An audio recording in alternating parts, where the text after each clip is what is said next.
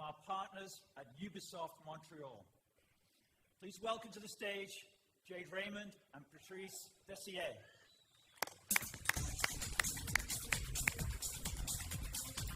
Hi, Jade. Go get it. Hi, everyone. This is unbelievable. The team's been waiting a long time to show you what we've been working on, and tonight we get to play Assassin's Creed for you on this gigantic screen. For those of you who haven't heard of Assassin's Creed, it's the brand new franchise being developed at the Ubisoft Montreal studio. What you see here is a city that we haven't shown yet, that some of you may recognize. It's Jerusalem, based on the historic documents from the period where this game takes place, the Third Crusade. Now, everything that you see in the distance is interactive. Every building you see, you can actually pick your own path, climb anywhere, and make your way to it. Right now, our objective is to take out Talal, a slave trader, who's located right behind us. So we're going to jump down. Okay, luckily no one saw that. We're going to jump down and make our way through the crowd. And crowd, as some of you may know, is one of the big focuses for Assassin's Creed. What Patrice is doing here, bumping into people, carrying jars, is probably not a good idea. It's better to gently push them out of the way, especially if there are soldiers around. And you can see here there's this beggar who's also a different gameplay element. Well, Patrice decided to get rid of her rather quickly.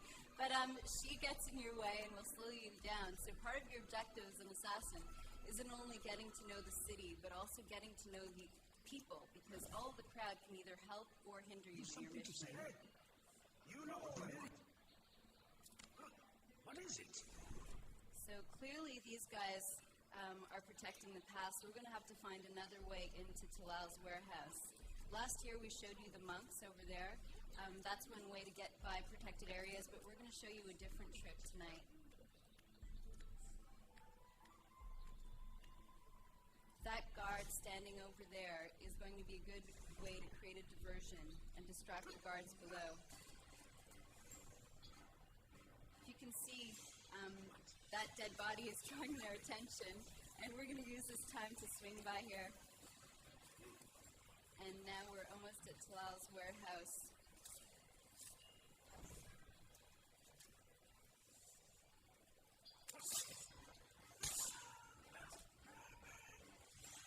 All right.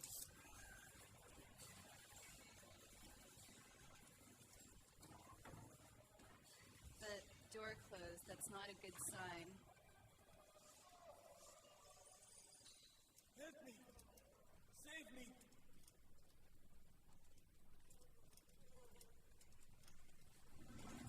Okay, this is a trap.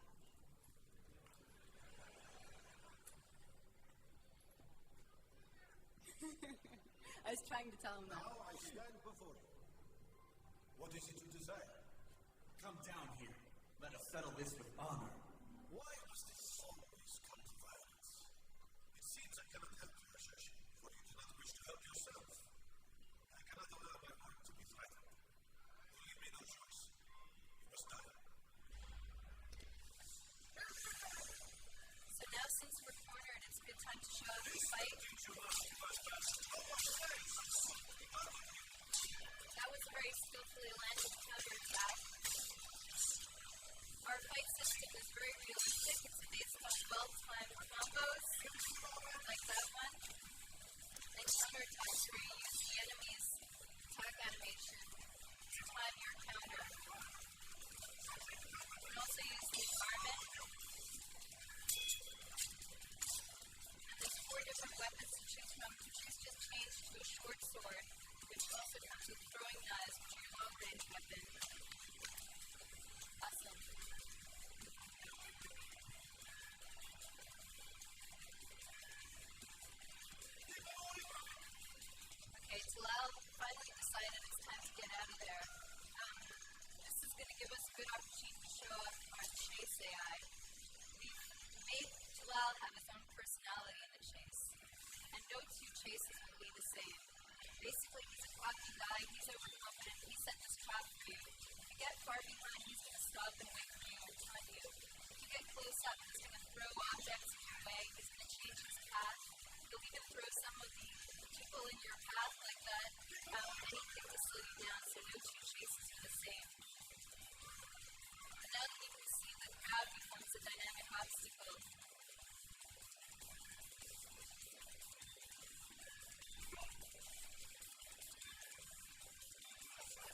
Patrice has gone up here to try and do something that Tilla can't do, which is free running, to try and use that time away from the crowd to catch up with them.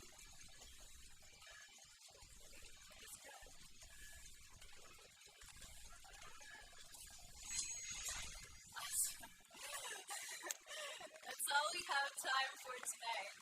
But if you enjoyed that, then you'll be able to experience this very soon when Assassin's Creed hits store shelves this November 2007. Thank you.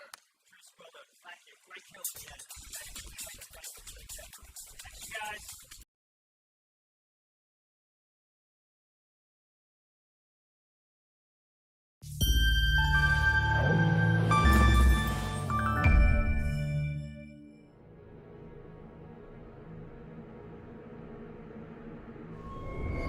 After the success of the original Assassin's Creed, our ambition is to build upon the uniqueness of the first game, but this time on a much bigger scope.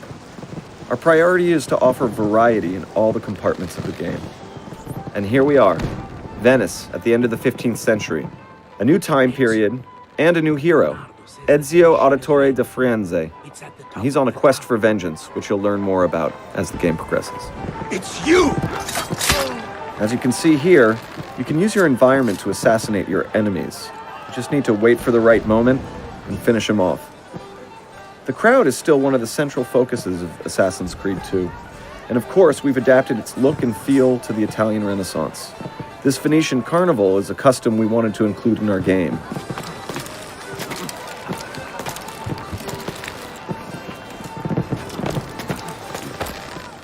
Now I'm headed to the top of the tower, where Leonardo da Vinci is supposed to have left a little something for me. Ezio is on his way to kill Carlo Grimaldi, one of Italy's most notorious evil men. He's hiding in a seemingly impenetrable fortress, the Ducal Palace. As we mentioned before, assassinations are now virtually possible from everywhere. You want to make it possible in any situation, in any environment, to take out your opponent. From this top position, we can see the whole city of Venice, and in the far distance, you can see the famous Plaza San Marco, our ultimate destination. So this is the surprise left for me by Leonardo da Vinci, the flying machine. A cos'è? Shoot! Shoot the flying demon! This new sequence shows how we always play with some what-ifs of the time period. We tried to anticipate what would have been people's reactions if Leonardo da Vinci's flying machine actually did work. Here's the Rialto. Looks like the crowd is quite frightened by my flying machine.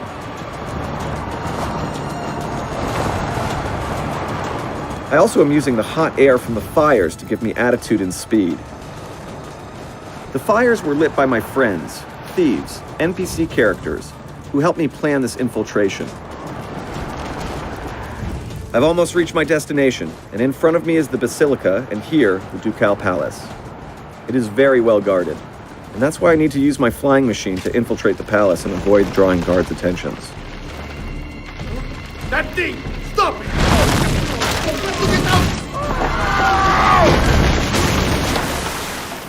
Il diavolo! Il diavolo è venuto a portarci via! Coward. This is my target in this mission, Carlo Grimaldi, one of the most powerful men in Venice. I know you're here! Assassin! Show yourself! Or are you afraid?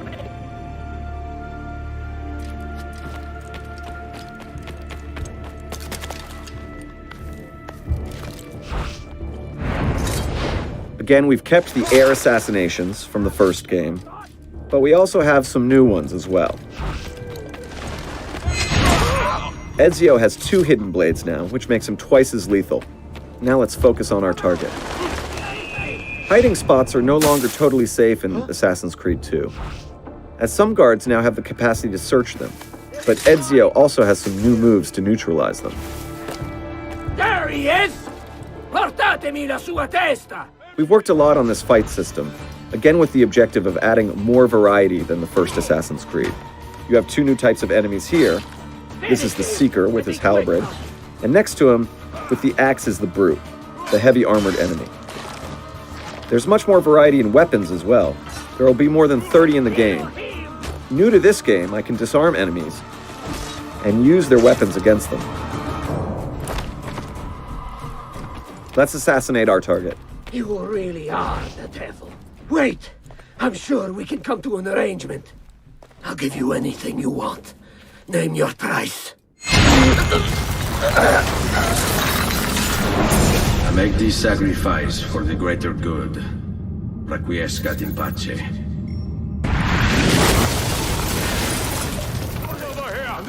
We've successfully killed our target, but the guards are alerted.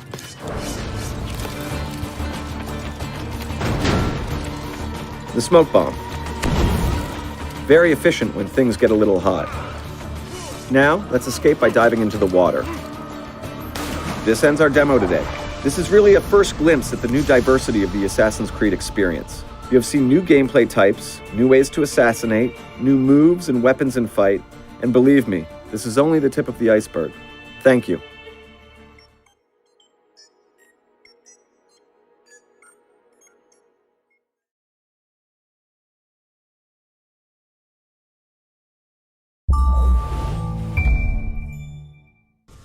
Hi, my name is Jean-François Boivin, and I'm associate producer on Assassin's Creed Brotherhood. Assassin's Creed Brotherhood follows the continuing story of Ezio Auditore da Firenze in an adventure that will take him to Rome, center of power and corruption. Brotherhood takes place right after AC2, where Ezio is now older, wiser, and the leader of the Assassin Order. In this scene, he takes a break after all he's gone through at the end of AC2. Ready to go again? You don't need to ask. One should always have the freedom to choose. Shh. What's that? Probably just training exercises.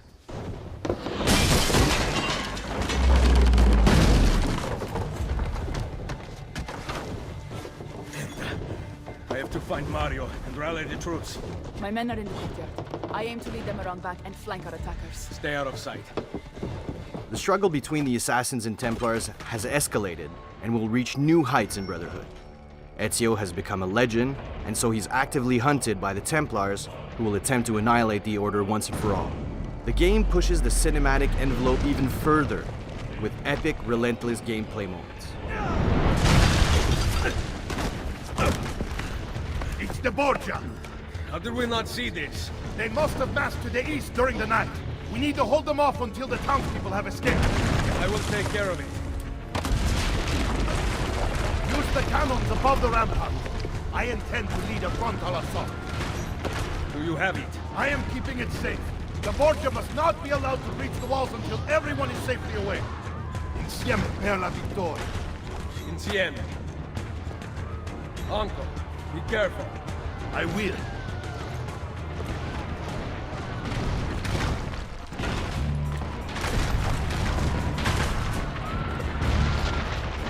In Assassin's Creed Brotherhood, we're going to exploit the full potential of the horse.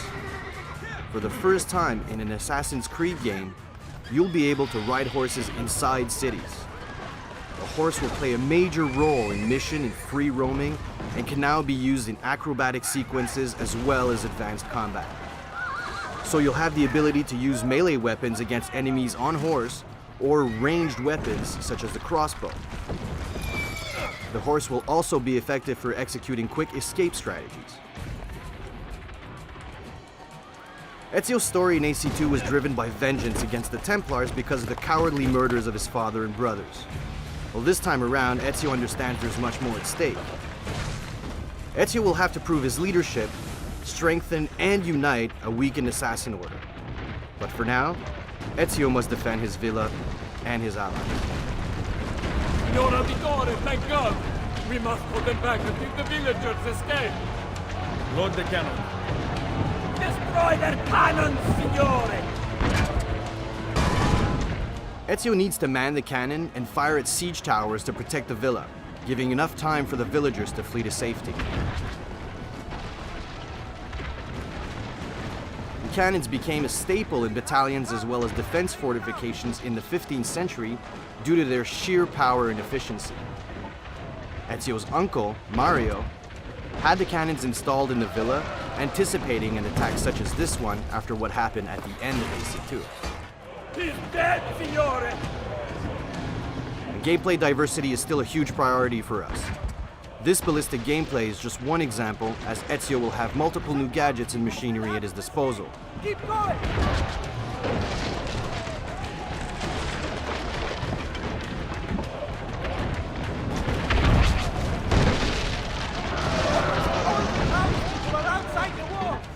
Throughout the game, Ezio will encounter all new enemies, new guard archetypes, and allies.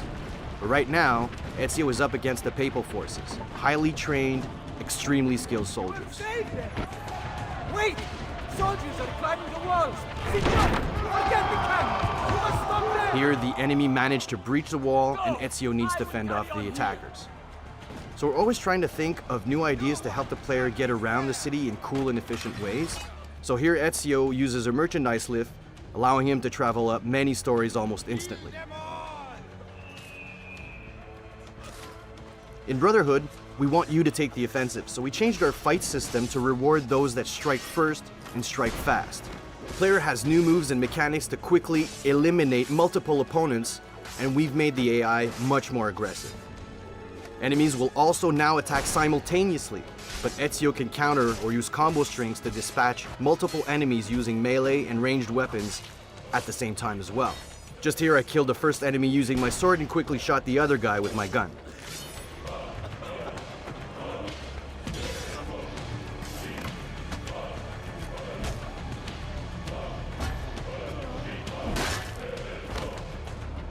And of course, with every new Assassin's Creed game, we want to offer players new ways to kill their opponents.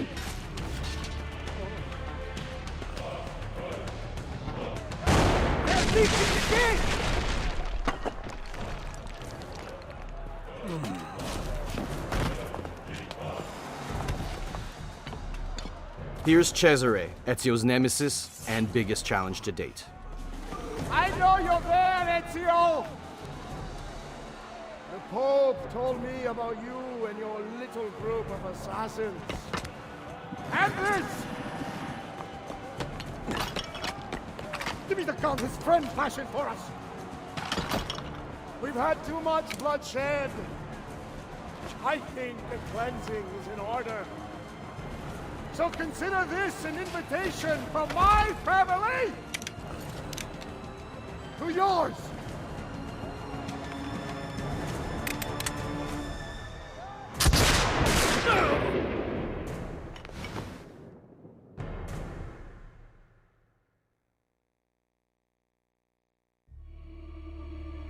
The war will bring Ezio to the heart of Rome, a legendary city that has become decrepit under the Borgia influence, its people starved and scared. Defeating the corrupt elite entrenched there will require more than just strength and skill. He'll need to lead the people, teach them, and make them believe. And if he doesn't, all of Italy will fall. On behalf of the entire Brotherhood team, I'm Jean-François Boivin saying thanks, and keep your eyes open for more to come soon.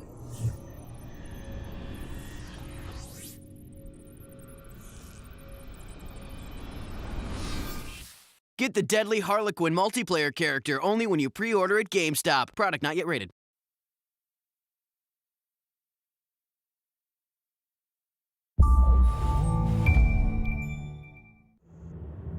In Assassin's Creed 2, we witnessed a young Florentine's birth into the world of the Assassins. In Assassin's Creed Brotherhood, a legendary master assassin led a brotherhood against power and corruption in Rome. And now, in Ezio's final chapter, Assassin's Creed Revelations, Ezio was on a personal quest in search of the secrets left behind by legendary Altair.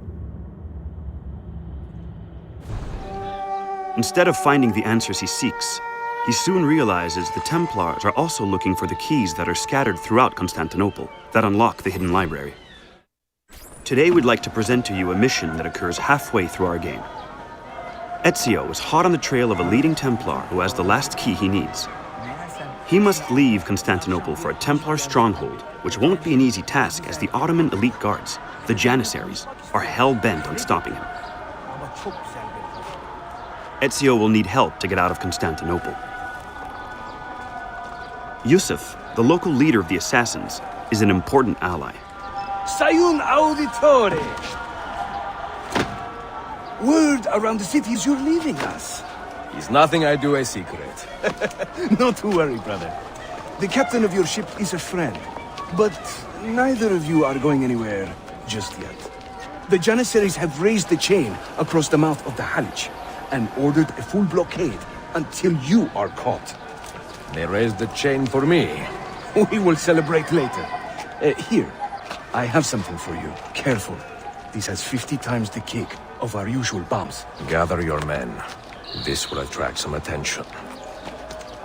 Constantinople, at the height of the 16th century Ottoman Empire, was the London of its era. Spanning 2 continents, Europe and Asia, it was considered the crossroads of the world. Players will be immersed in an exotic and vibrant city, full of contrasting cultures and architecture never before seen in an Assassin's Creed game. This splinter explosive is one of the many new bombs that Ezio can craft using elements collected throughout the city.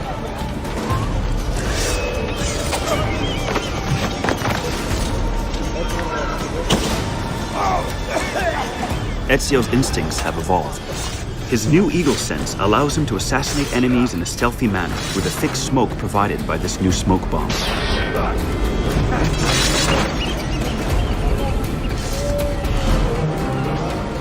Historically, a massive iron chain was stretched across the mouth of the Golden Horn, preventing any ships from sailing in or out of the city. This chain is also preventing Ezio's boat from leaving Constantinople.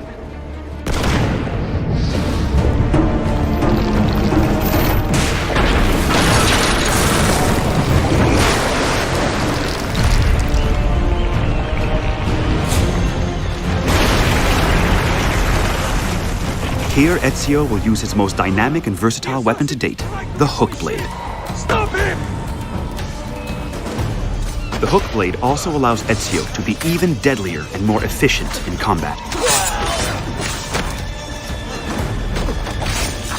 Ezio will be able to call on his new brotherhood, the Assassins of Constantinople. Greek fire was a deadly weapon that kept Constantinople safe for hundreds of years. Ezio will use it to his advantage to burn the fleets that are preventing him from getting onto his ship.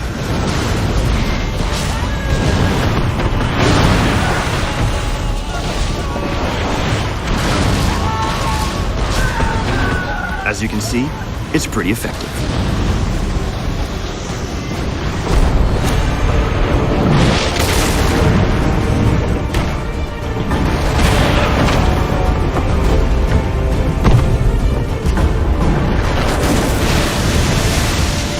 Ezio really needs to get on that ship before it leaves without him.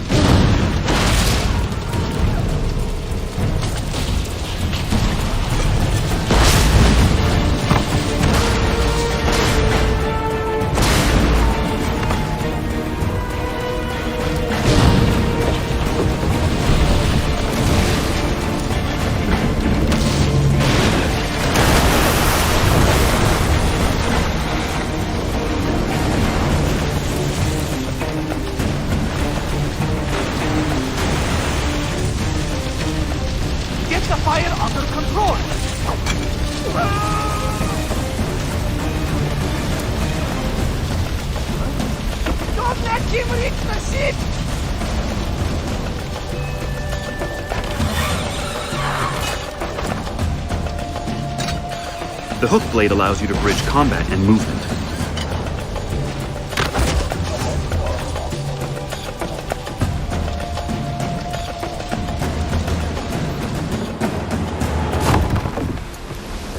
You are Ezio Auditore. Si. Sorry for the delay.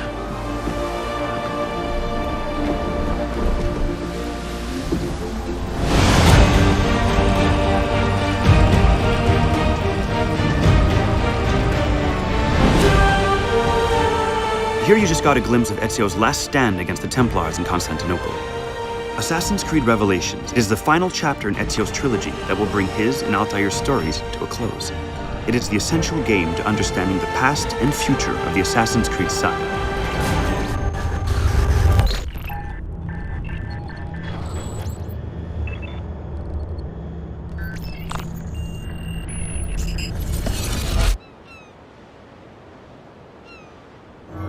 From the entire Assassin's Creed Revelations team, we hope you enjoyed this demo.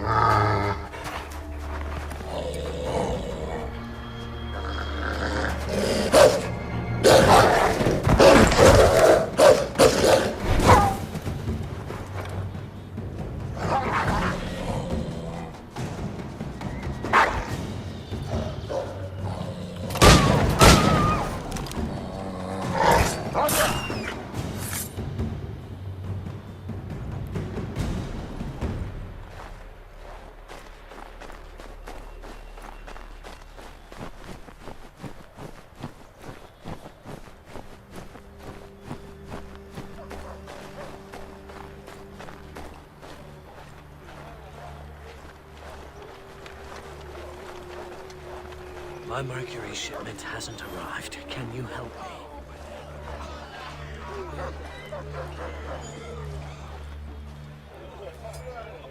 Here's the meat you requested. Thank you. Please accept this as a token of my gratitude.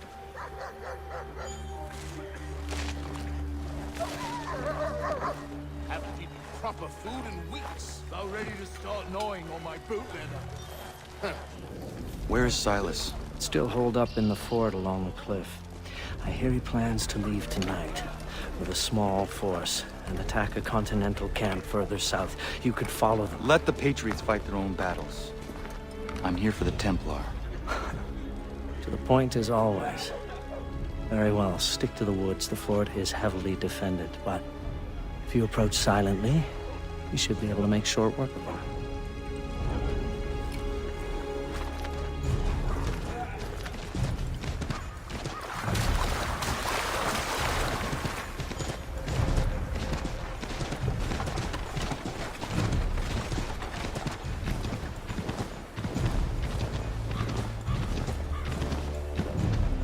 Stay quiet.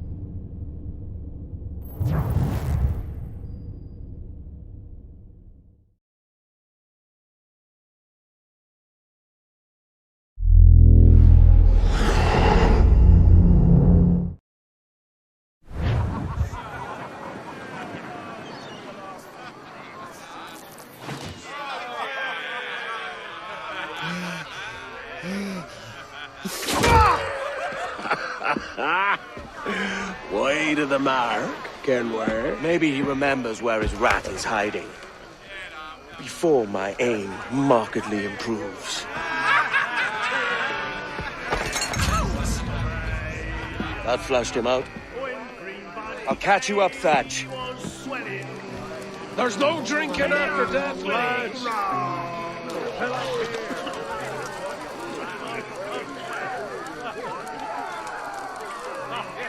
You hang tight, love. I'll be back.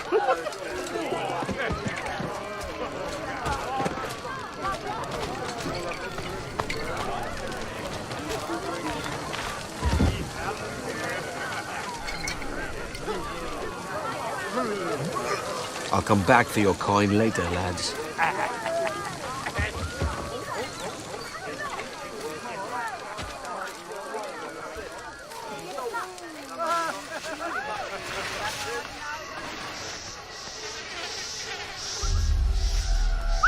Hello? Lads! Lieutenant!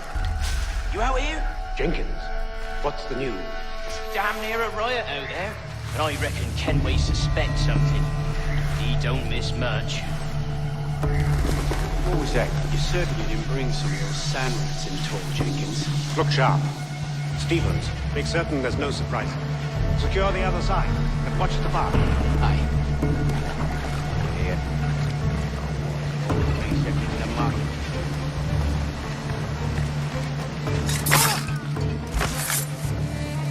Stay here. Shoot anything that moves. Yes, sir. Come on. It's time. Tell me about the beat. A fair gathering, sir. Most too drunk to stand. That will suit our purpose. Thought for a moment I'd die there. Bloody savages. Have no fear, soldier. This will be the end of them. What about our man? They've been pressing him hard all night. But he's not broken yet. Good.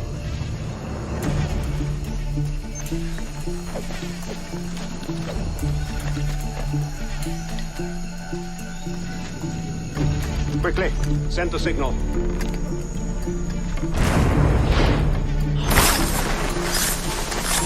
Get him!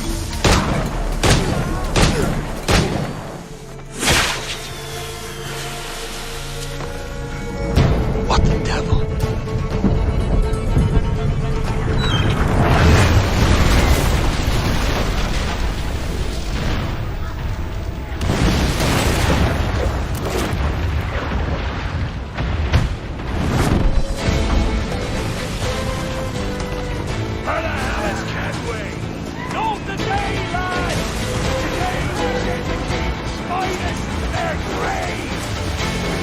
Station flags! All hands on deck! Raise the black flag, lads! Let them see it! Bring him down, Kenway. I'll mark the order. Right! Right!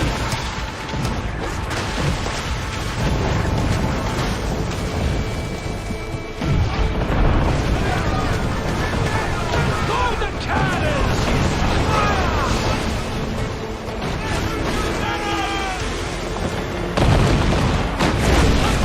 He's a big bastard! Load the heavy shot, lads! Aim at their waist! Bring that beastie down!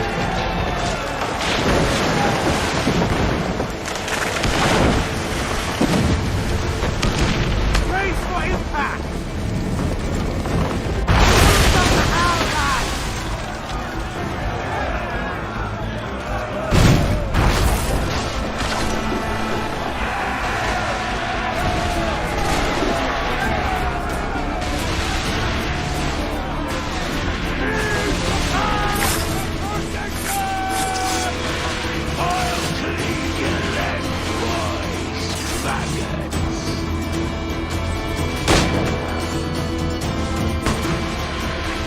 We're outnumbered, mate.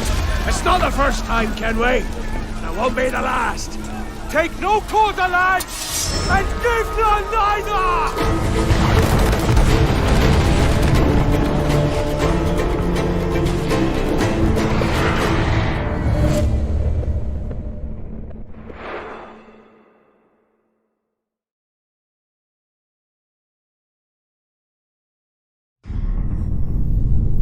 Hi, I'm Martin Capel, Game Director for Assassin's Creed Rogue, and today we'll be taking a look at some of the new Templar gameplay in action. In this video we will meet Shay Patrick Cormac, an assassin turned Templar who vows to bring down the Brotherhood in the New World, and see him in action using a range of new weapons, tools and tactics to hunt down an assassin and capture a gang headquarters. This is the River Valley, our brand new location that provides the first truly hybrid gameplay, bringing naval and land together in one seamless world and experience.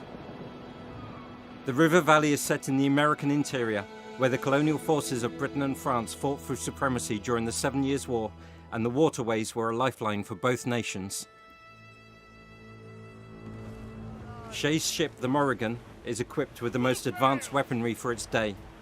First of all, we see the carronades, front cannons that fire explosive shots able to damage and stun enemy ships. Then we move in to finish off our opponents with the ram.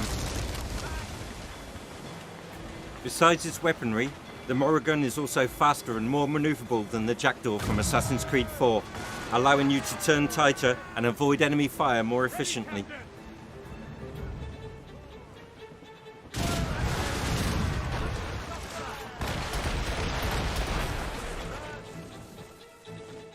The Morrigan also features puckle guns, 18th century machine guns that you can use in free aim mode to target weak spots and engage smaller ships with deadly effect.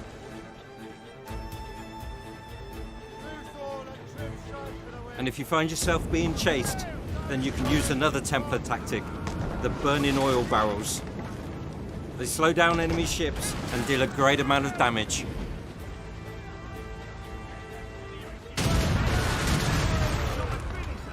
With the enemy ships destroyed, we can now proceed with taking over the gang headquarters. As you can see from the minimap, the area is shaded in orange. This indicates that the headquarters and the area surrounding it are controlled by gangs loyal to the Assassins, a collection of lawless criminals and privateers who fight the colonial powers for dominance in the New World.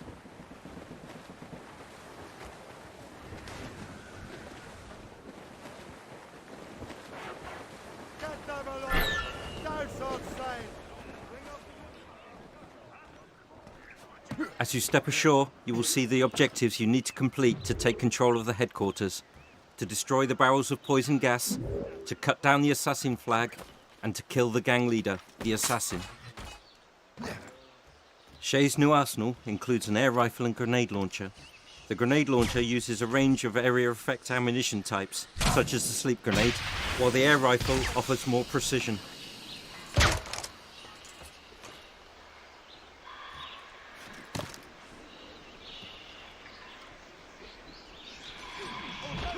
As you move through the trees, you can hear whispers in the background. This is Shay's eagle sense telling him there is a stalker nearby. Stalkers are masters of ambush who can hide and even launch air assassinations against you. But Shay is able to turn the tables on his opponent. In Rogue, we encourage players to use all the tools at their disposal to manipulate people and to create confusion and diversion.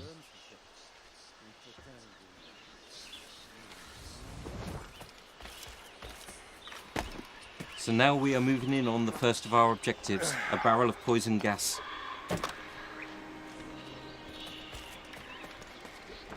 Shay climbs the building to shoot the gunner with a sleep dart, then moves across to neutralize him.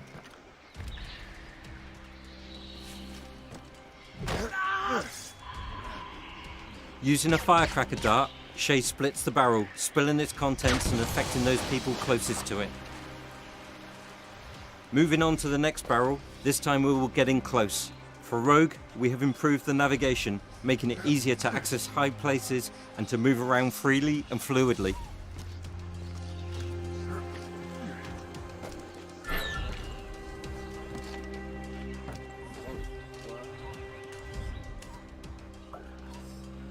As the barrel breaks, Shay uses his gas mask to protect himself. The gas mask is proof against smoke bombs and all other poisons provided you equip in time. Moving into the heart of the gang headquarters, let's destroy the third and final barrel to complete our first objective.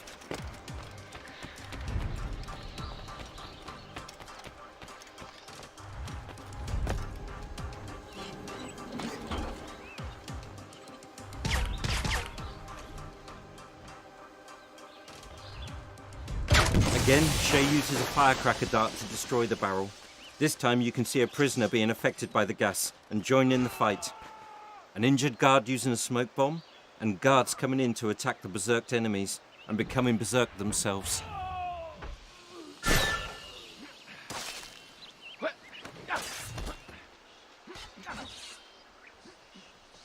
With the poison barrels destroyed, let's move on. Our next target is the assassin. These are the most effective enemies in Rogue.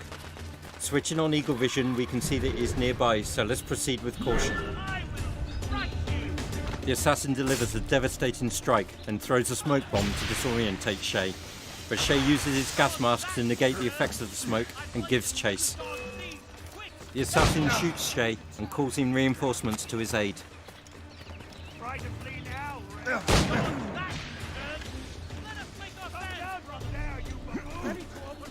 Using one of his enemies as a shield against the gunner, Shay deals with these guards and resumes the hunt for the assassin.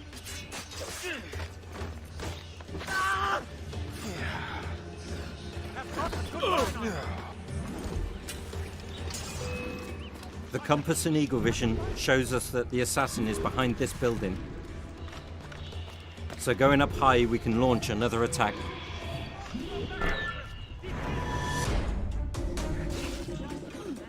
This time, the assassin uses smoke to try and stun you, while he and his men attack.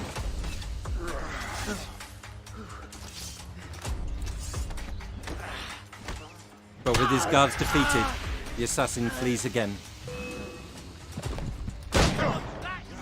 In his attempts to kill you, the assassin is even able to use the environment against you, such as shooting barrels of gunpowder.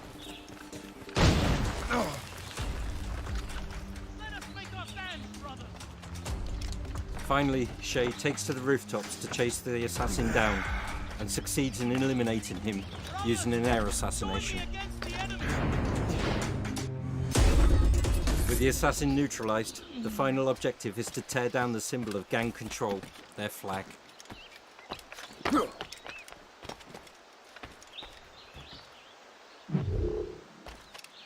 As he throws the flag onto the fire, Shay completes his conquest of the gang headquarters.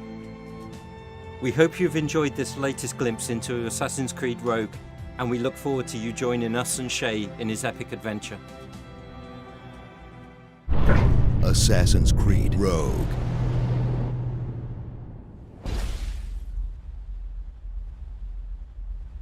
Pre-order now to receive the Siege of Fort de Sable mission and the Ultimate Hunter Pack.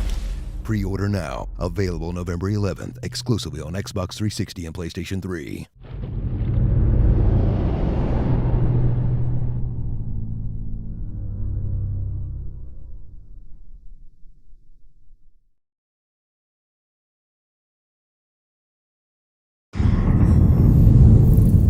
Hi, my name is Michael Hampton, lead game designer on Assassin's Creed Rogue, and I'm very happy to take you through this first demo of our game. Our hero, Shay, is an assassin turned Templar who vows to bring down the assassins in North America across 3 major locations: New York City, the American River Valley, and here in the North Atlantic Ocean, along the coasts of Nova Scotia and Newfoundland in the south of Canada. This naval battlefield was at the heart of the conflict between Britain and France during the 7 Years' War in the 18th century, and the outcome would determine the fate of the American colonies. As a Templar, you'll have many opportunities to aid the British cause against the French, joined at times by memorable characters from past Assassin's Creed titles, like Haytham Kenway, who you can see here on the left. In AC Rogue, you'll experience new and improved naval gameplay. Templars have access to almost unlimited wealth, so as the captain of a Templar ship, the Morrigan, you benefit from the most advanced weaponry of the age. Up ahead, we can see a restricted zone with French military ships guarding it. Let's attack them now. For attacking at long range, we can use the mortar. Next, we can use one of our new Templar weapons, the carronades, which are front cannons that fire explosive shots, great for stunning fast enemy ships. You can also combine them with the ram, used to charge enemy ships at high speed and inflict massive damage to their hull. The Morrigan also has traditional weapons, like broadside cannons. Damaging enemy ships will expose weak points. Here, you can use the puckle gun, an early form of machine gun to destroy weak points in quick succession while free aiming.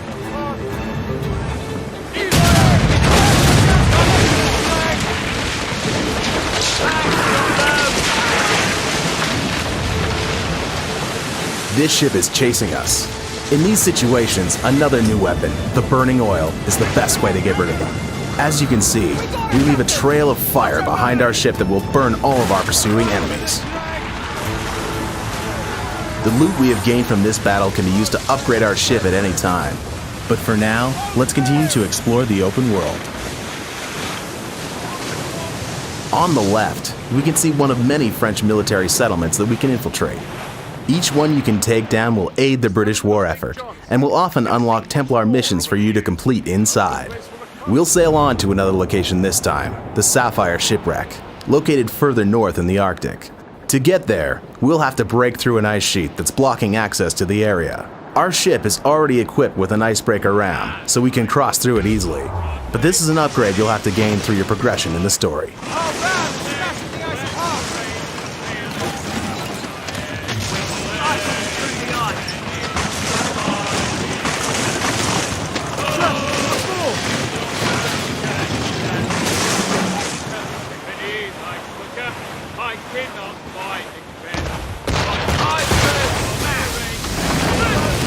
Looks like we're under attack again. Actions you take in the world have consequences, this time in the form of a gang ship, recognizable by its brown sails and powerful ram. The gangs are allies of the assassins, and will hunt you down when you have a high wanted level. The gang ship has managed to ram us. Once a gang ship has rammed you, the enemy boards your ship, and you'll have to fight them off quickly to avoid losing too many crew members. One great way to do this is to use the smoke bomb to stun our enemies. This allows us to get a few quick kills in and gain the advantage.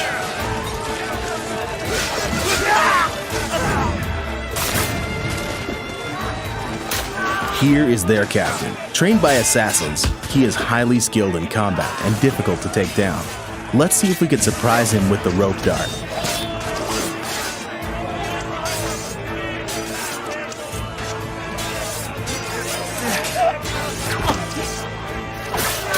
Got him. With their captain dead, the enemy crew surrenders. Now, the ship is ours, and we have different options to choose from. This time, we'll add it to our fleet and promote one of our crew members to be the captain. We can now send the ship on missions to help the British in the war. While sailing, don't hesitate to destroy icebergs in your path. It can clear your way, but most of all, many have collectibles inside, like animus fragments and frozen cargo. You can also use them as temporary cover during battles. In the distance, we can see some of the military activity which is found throughout the North Atlantic Ocean. In the war between the French and British, you can help the British by freeing their prisoners of war. You'll have to destroy 2 military ships escorting the prisoner of war ship without damaging it. Otherwise, the prisoners you're trying to save will be killed. But let's leave that for now and continue on our way. There is also a harpooning site nearby. There will be many opportunities in the North Atlantic world to harpoon whales and sharks.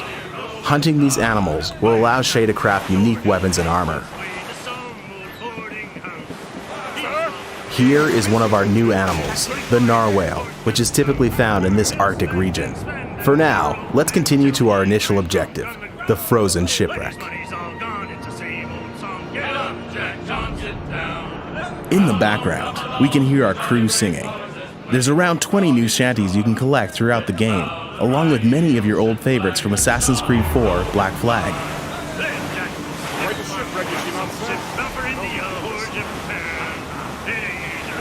The weather in the open world is dynamic, and in the Arctic, you'll encounter random blizzards, which can seriously affect your line of sight, trigger rogue waves, and sometimes even tornadoes.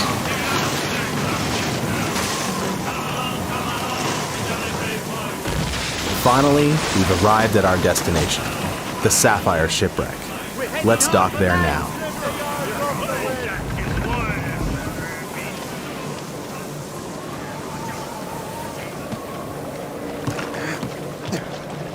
Frozen shipwrecks are full of valuable treasure, so they're really worth exploring.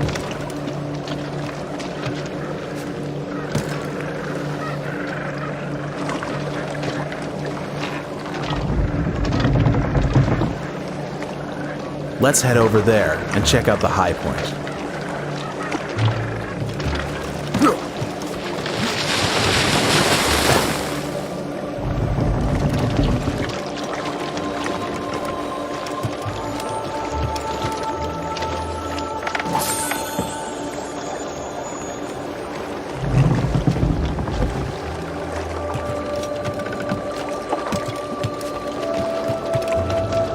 You can also find hidden items, like the Templar armor. In order to access it, you'll have to collect Templar keys hidden throughout the game world.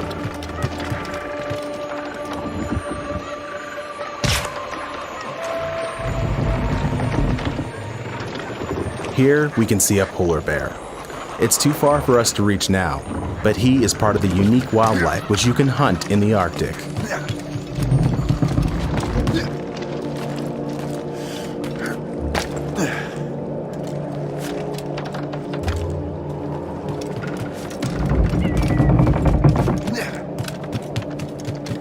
Okay, we made it. Now, let's have a look at the beautiful northern lights of the Arctic. We can spot a naval clash, another activity in the North Atlantic, where we can help the British and gain valuable loot. We'll stop the demo here. We hope you enjoyed this brief glimpse into the exciting world of Assassin's Creed Rogue.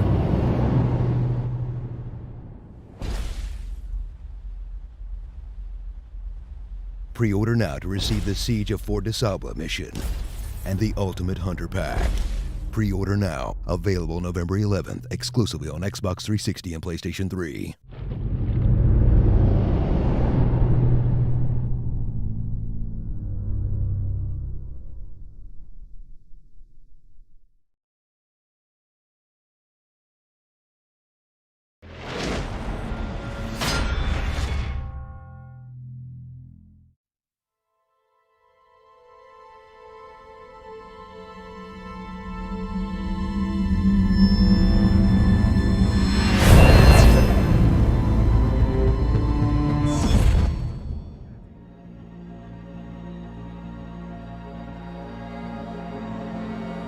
Poor France is ill, and our city is a wound, inflamed by all efforts to heal her.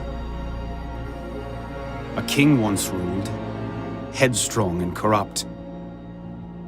Now headless and a corpse, murdered by men just as vile. Today, fanatics from all sides spill blood on every corner. 1,000 terrors I mean to cure. Day by day, street by street, Templar by Templar. Hello, my name is Alex Amancio, and I'm the creative director of Assassin's Creed Unity. Welcome to the streets of Paris, the most beautiful city in the world, in the throes of a bloody revolution. Atop the Notre Dame, our hero, Arnaud, surveys the scene. Let's make our way down using controlled descent, one of the new additions to navigation in ACU. We have completely overhauled navigation, allowing you to plan and execute exactly where you want to go. Essentially, you don't have to look for a haystack to get to street level anymore. This massive crowd is gathered in front of Notre Dame because clergy is being dragged out. Players can choose whether they want to get involved or not, save the clergy, which will attract attention, or let them be murdered and stay hidden. The choice is yours. I think the guards can handle these rogues. My target may be on the move. As you can see, the city is completely alive, with inhabitants going about their business, getting robbed, or investigating curious events. You will need to learn how to read the crowd in order to get a read on possible gameplay activities. For example, the crowd looking inside the building is curious about a recent murder. This is a cue for one of our murder mystery missions. Let's take a look inside the building, seamlessly, for the first time ever. Bear up, madame. I will return to see justice done. We'll add this mission to our quest log and keep moving towards our target. Remember, Paris is in the midst of a revolution, and systemic fights can break out at any moment. As you can see, the people are taking the fight to the aggressors, the enemy faction in ACU. Here's the spot. If I'm not too late, I'll catch Captain Xavier at his dinner. Our target is in a social club, one of the new types of locations in ACU. We'll need to make our way inside. Let's use a direct approach. Combat is much more challenging in ACU, and players will have to make good use of their wit, tools, and new combat moves. Among these, you will see the parry, dodge, tackle, and heavy attack. Before entering the building, let's use Eagle Pulse to plan our approach and see what's waiting for us inside. You can enter many buildings in Paris, which makes for countless new gameplay situations. The machine, you mean? Let's switch to stealth mode and try a non-lethal approach. You skittish? Wait, and I'm not For the first time in Assassin's Creed, we have a dedicated stealth mode, triggered at the press of a button. If the Jacobins don't act quick, it's their own knives. Stealth mode makes you harder to detect and allows you to circumnavigate enemies by using a cover-to-cover approach.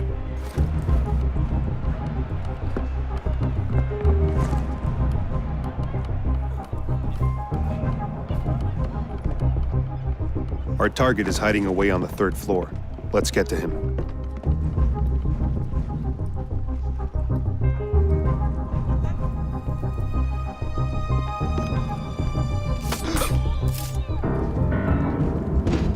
It wasn't me. I'm not the man you're... Where is he? Palais de Justice, the executions. Good. You should leave this place. Merci, monsieur. Merci. Merci. It seems our target isn't here. Let's make our way to the Palais de Justice and track him down. You can see the unique skyline of Paris, as well as the one-to-one scale of the city, which gives navigation a completely new feeling. To support the assassin advantage on rooftops, we've added the high ground feature, letting us quickly and seamlessly see the gameplay opportunities around us.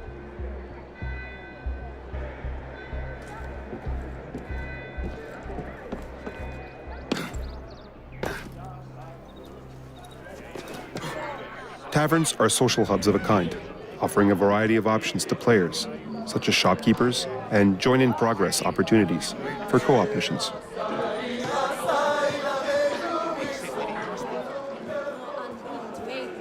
Food was becoming scarce at this stage of the revolution, and these people are arguing over grain. We could get involved, but we'll go past it for today. This street is blocked by aggressors, the enemy faction. We can't fight them, because that will attract protectors, and we aren't quite strong enough to fight them off yet. We'll avoid these for now, by parkouring up this wall. This massive crowd has gathered to watch the public executions by the guillotine down the street. To find our target, we'll use Eagle Pulse, a limited skill right now, as we haven't unlocked the full power yet.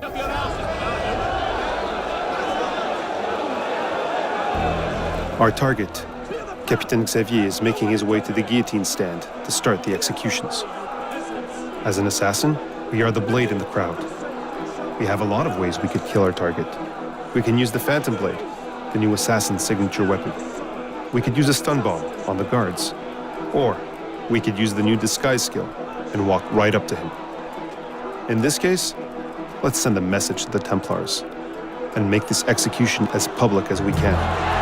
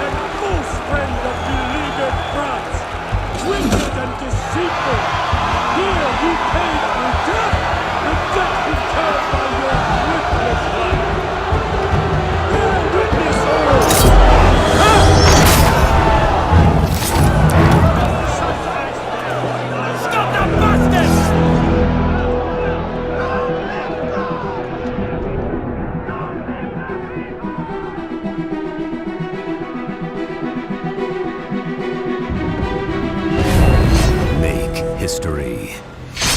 Assassin's Creed Unity. Pre-order now for 2 bonus offers.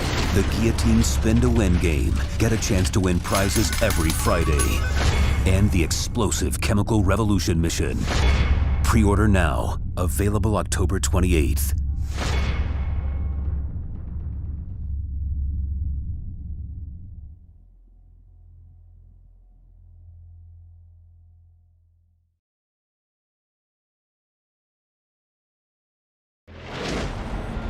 Hi, I'm Leslie, a producer on Assassin's Creed Unity.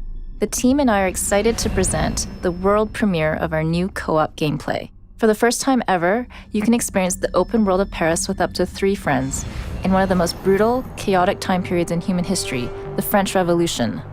Today's mission takes place at the dawn of the French Revolution, where the people of France are dying of starvation.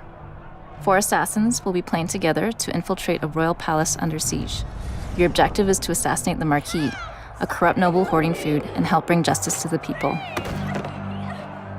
We've built the city of Paris to be a truly open world, entirely available for you and your friends to explore. The result is an urban playground that's yours to discover with seamless interiors, massive catacombs, and monumental scope and scale. The mob demands justice. Unity's new massive crowds are made up of thousands of active AIs. They'll react to players and each other to help create a feeling of immersion. These chain reactions can be used to your advantage. Coordination is key when playing with friends. His air assassination just saved me from being discovered. Detection would mean a completely different experience and outcome.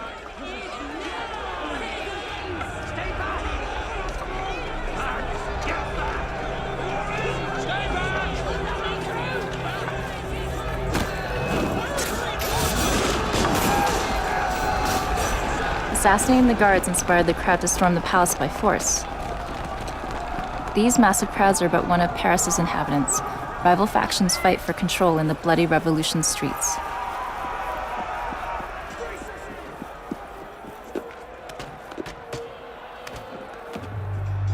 While we entered the palace through the front gate, 2 of our friends managed to find another way in and helped us just in time. Unity's online experience is at its best during those split-second moments of synchronicity, saving friends, avoiding detection, or going all out in full combat. Take care of this, or I will use your head as a... That's our target. He's heavily guarded. We should keep exploring the palace and look for a better opportunity to strike. First one that brings me ahead gets 50 soon. You heard me? Fortunately, one of our friends has used his lockpick skill to open an alternate path. In Unity, you'll have multiple ways to execute your strategy. That freedom, alongside randomized ingredients such as guards, locations, paths, or rewards, ensure each new playthrough is different.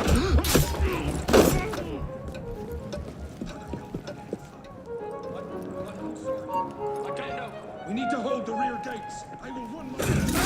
That was close. I almost got detected by those 2 guards, but my friend got to them first. I returned the favor by taking out the last one with my new stealth weapon, the Phantom Blade. This courtyard is called the Jardin du Luxembourg. It's just one of the many historical locations you'll explore in the game. From the Notre Dame Cathedral to the creepy tunnel of the catacombs, you'll discover Paris in a way you've never seen it before.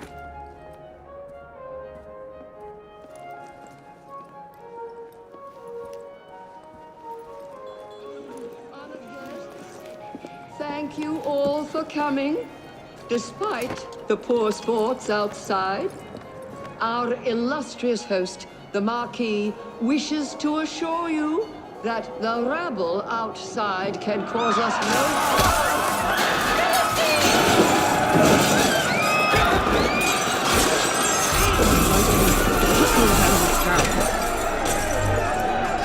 Return fire! Now!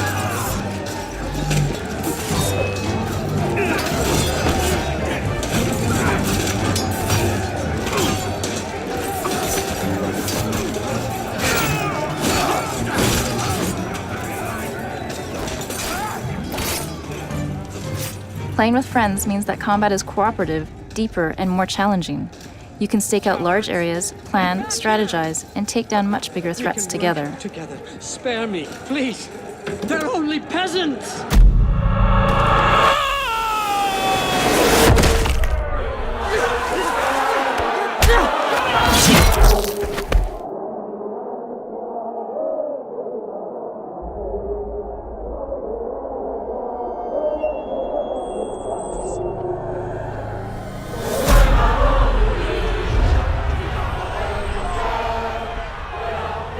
That's it.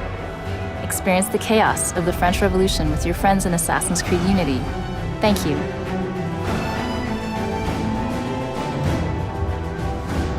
Make history. Assassin's Creed Unity. Pre-order now for 2 bonus offers. The Guillotine Spin to Win game. Get a chance to win prizes every Friday. And the explosive Chemical Revolution mission. Pre-order now. Available October 28th.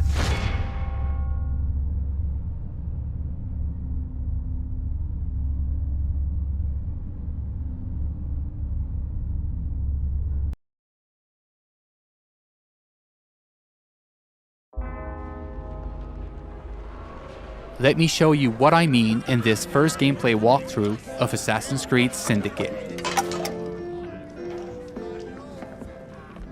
It's reckless. It's clever. The Blighters control every criminal enterprise in the city. If they work for us... Yes, but they work for the Templars. No, they're paid off by the Templars. Slight difference. If we take control of the gangs, we take control of London from the bottom up. You are talking about building yourself an army. Miss Fry, tell him this is complete madness. You'd need to consolidate your control.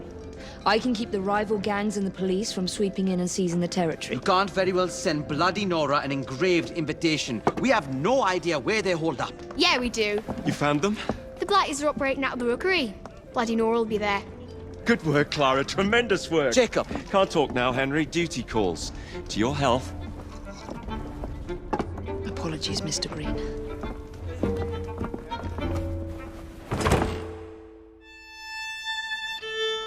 We are now in the city of London, one of the 7 boroughs that you'll experience in Assassin's Creed Syndicate. The city of London was the economic and financial heart of London in the 19th century. The borough fully embodies the hustle and bustle spirit associated with Victorian London. Booming businesses, busy sidewalks, and even busier streets. New to our game are iconic modes of transportation, including trains and carriages. Omnipresent in Victorian London, carriages will change how you play Assassin's Creed. You can take the reins and traverse the city faster than ever before. You can also hide in them, adding another tool to your stealth game, or run over targets and enemies. The possibilities are endless. In this mission, Jacob wants to take over one of the Templars' controlled gangs in order to build an army against the Templars that run the city. To do so, he will need to conquer the borough by dislodging the enemy gang from their stronghold. Not unlike big cities today, rich and poor share the same environment. Even the richest neighborhood, like Westminster, had areas where the police would not dare set foot. These slums were where street gangs ruled. With the simple push of a button, we'll activate stealth mode as we are entering enemy-controlled territory. Also new to our game, the rope launcher will change the way you navigate throughout the city.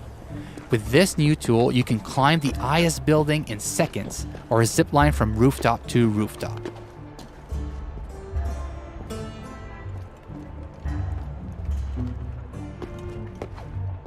Let's trigger Eagle Vision to study our surroundings.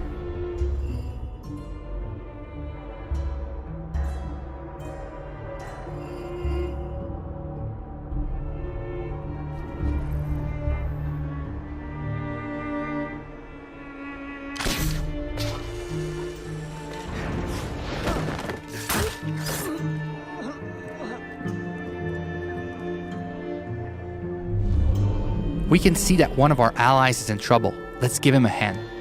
We first need to eliminate the lookout to make sure he doesn't call reinforcements. The throwing knives will take him out silently.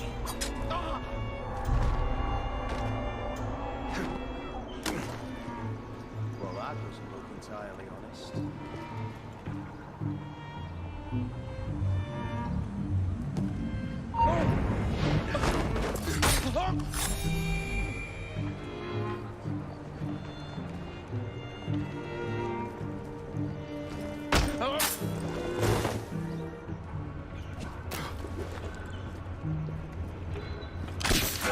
We are facing a lot of enemies, so the head-first approach is probably not a good idea.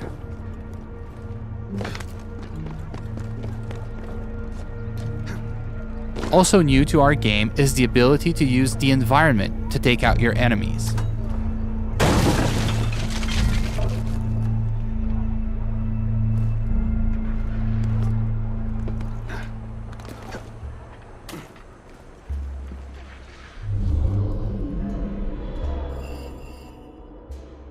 Another one of our allies is in trouble. Let's take care of this before it's too late for him.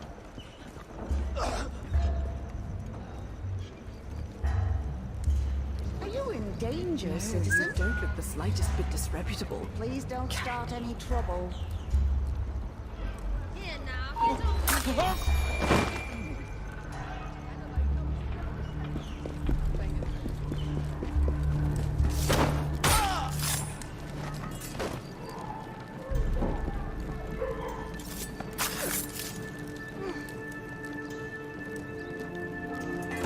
Now that our ally is free, Thanks for the help, boss. we'll ask him to assist us in our fight for this slum. Here is the stronghold leader, highlighted in yellow. Let's try to take him out with stealth, as he is more dangerous than common thugs. We'll use the hallucinogenic darts to turn our enemies against one another.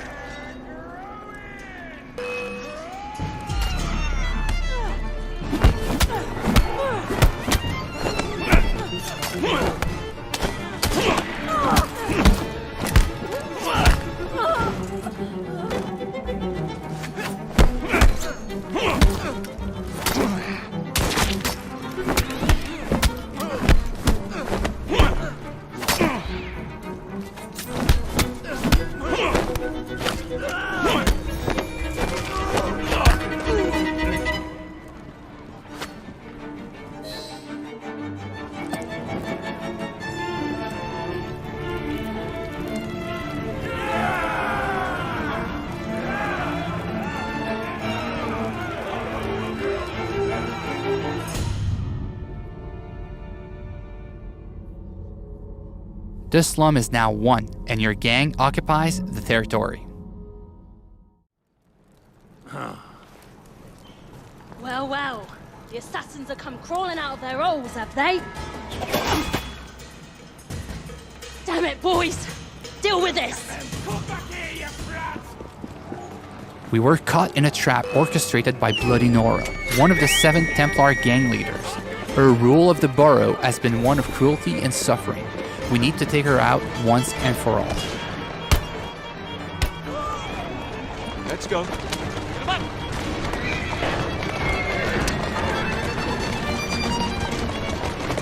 Faster!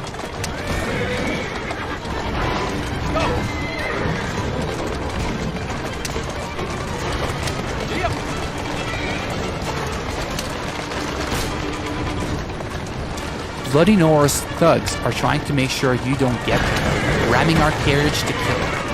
Our carriage has taken some damage but seems to be holding up.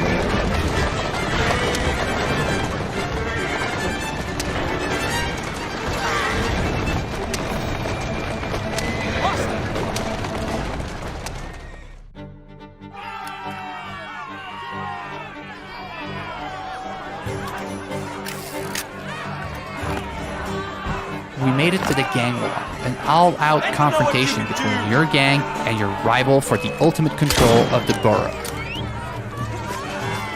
Jacob feels right at home in these fights, thanks to our new fighting system, as it is faster and more responsive than ever before.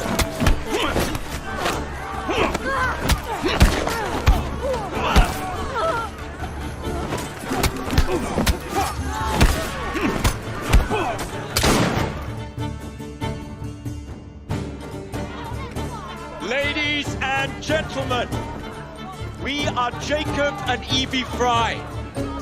And as of this moment, you all work for us.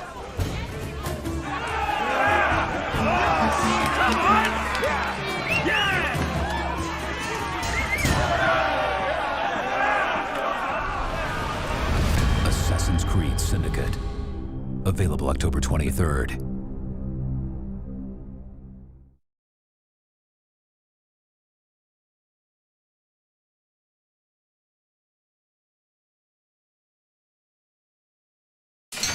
Hi, I'm Lydia Andrew, Audio Director on Assassin's Creed Syndicate. Welcome to 1868 London, at the height of the Industrial Revolution. The mission you're about to see happens in Westminster, in central London. London is under the corrupt grip of the Templars, who use street gangs to strike fear into the working class. Jacob Fry will fight to earn power and respect as he grows his gang to take control of London from the underground up. These people are tired of living under your boot heel. You're a bully, Mr. Strain. And I find I'm not overly fond of bullies. You are not on the payroll, Mr. Fry. Your opinion is no concern of mine. Here, Jacob will use his gang, the Rooks, to confront the Templars' band of thugs in a gang war street brawl. Our new combat system is more brutal and focuses on hand-to-hand and short weapons. The target is escaping. Jacob will pursue him and let the Rooks battle it out. For the first time ever in an Assassin's Creed game, we will have fully systemic vehicles that will impact each of our core pillars: navigation, stealth, and fight. Players will also be able to ram their pursuers, but be aware that enemies will also be able to use this against you, ramming you off the road or hijacking your vehicle. To allow combat on top of vehicles, we've enabled carriages to independently follow targets on the road while the player takes care of the opposition. With our vehicle damaged, let's change carriage before this one falls apart.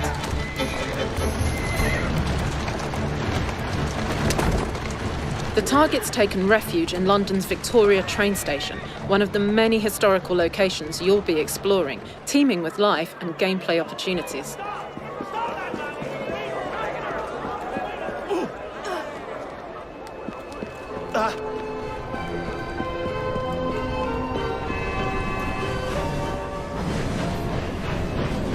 Jacob has lost his target and will need to use the rope launcher, our new traversal tool, which helps you quickly go up and across buildings.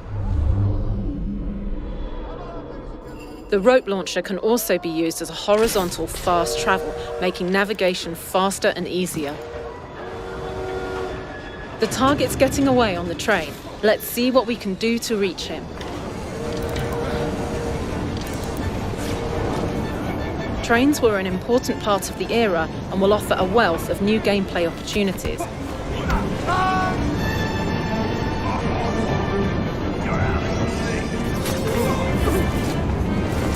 As per Assassin's tradition, Jacob's all-new weapon, the cane, includes a hidden blade.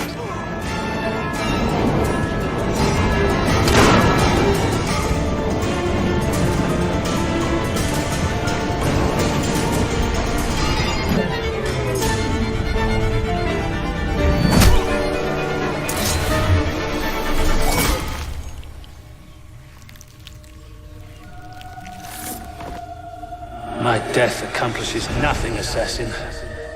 Guided by our firm hands, society will flourish, driven by speed, ingenuity, and efficiency to a glorious future. The people will obey only us. We will defend this new world against criminals like you.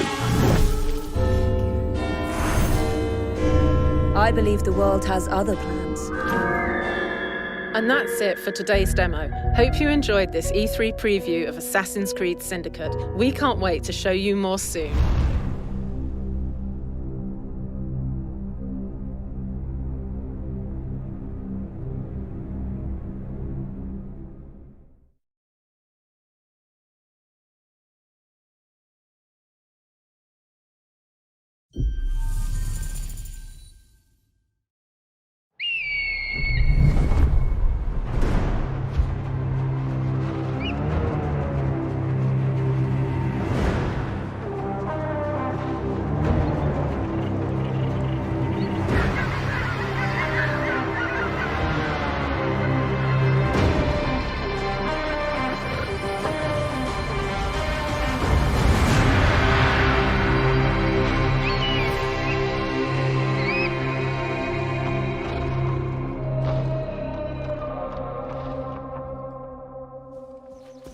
Siwa, my home, the sacred oasis.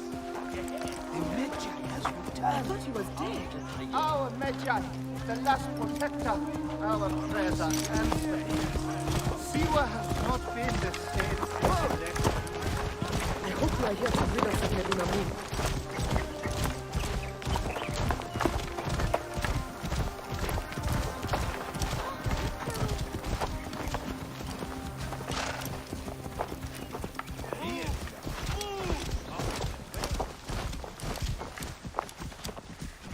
Be my eyes, Senu.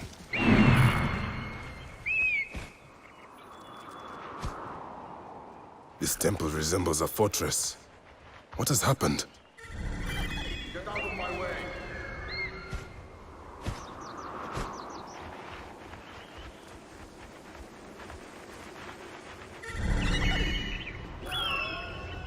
There you are, Medunamon.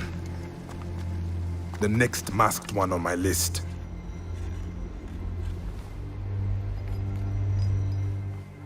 Now it is my turn to tip the balance of Anubis.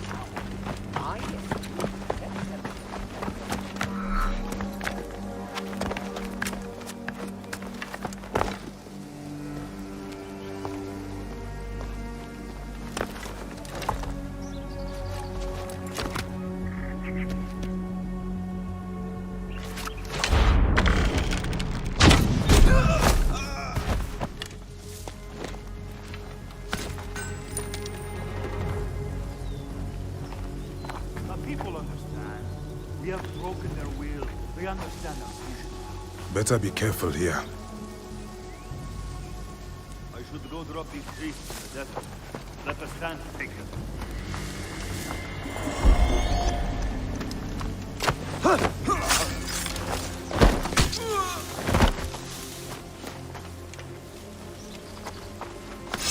Ah, a fine bow.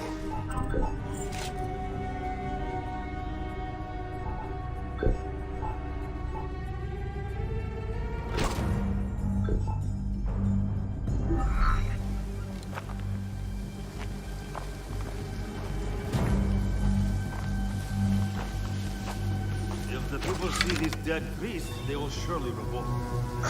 It is too dangerous. We'll pass for now.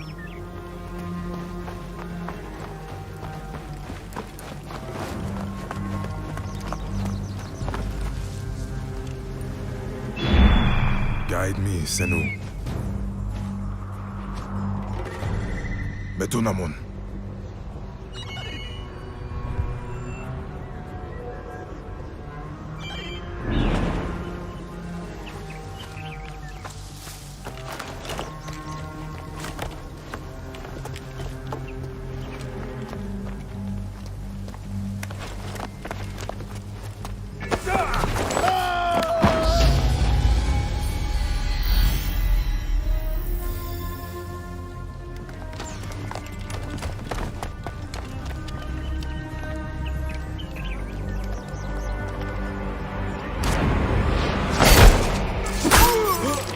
You will die, Medunamun. Die, you bastard! Going to kill you for that! See what is mine!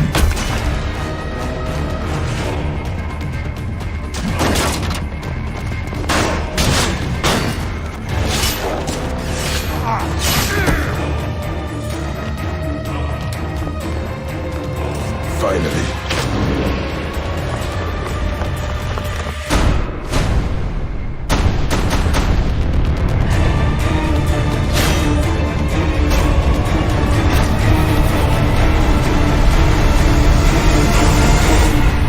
Available October 27th.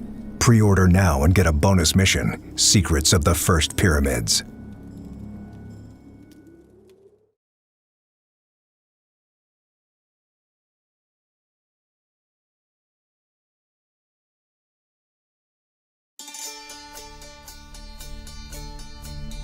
Hi, I'm Scott Phillips, Game Director on Assassin's Creed Odyssey.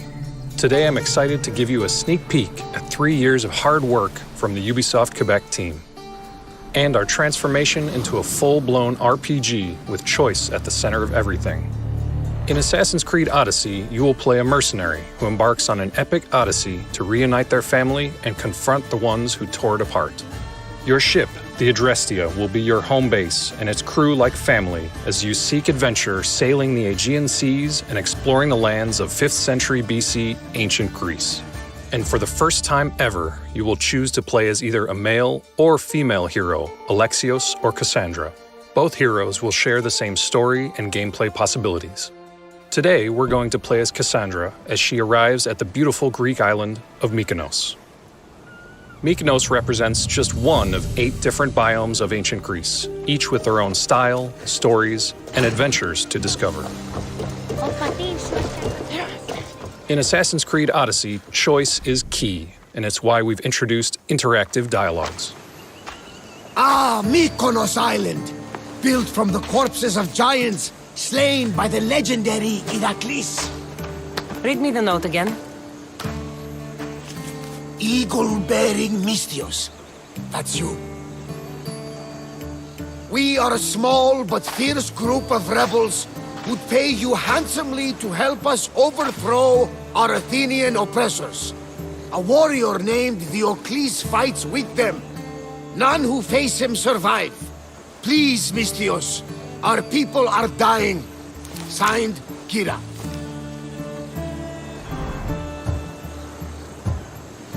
What did your informant tell you? Dialogues like these allow the player to roleplay and impact the characters, world, and ultimately the outcomes of their adventures. There's also word of Spartans landing on Mykonos. So, I'm here to find Kira, who wants me to kill Diocles. An Athenian ally. Who's at war with Sparta. And don't forget the bounty! Business as usual, then. Gods protect you, Cassandra. Thanks, Varnavas. But they'll be too busy protecting Diocles from me. We've been spotted! Go! I'll handle it! We've just been spotted by a mercenary hunting the bounty on Cassandra's head.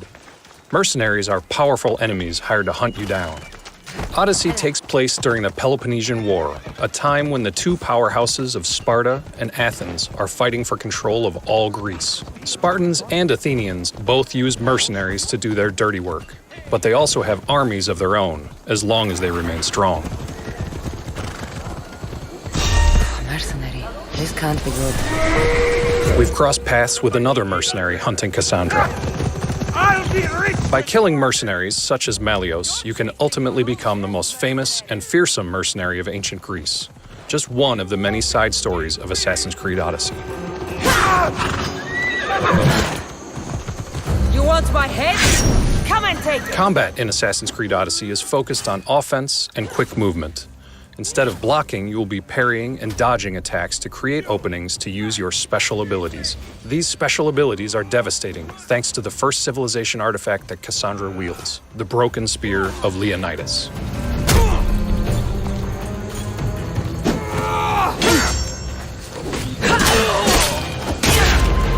Creating a full-blown RPG was our goal from day one. Weapon, gear, and ability choice are key parts of that. Your gear is divided in 5 parts. Each item comes with its own stats and rarity, as well as perks that can be tailored to your playstyle. When leveling up, dozens of special abilities, each with multiple upgrades, become available. Once you've purchased a new ability, you choose where it's mapped on the controller, creating your own loadout. Choice in abilities, choice in weapons, and choice in gear will allow every player to have their own unique loadout and playstyle.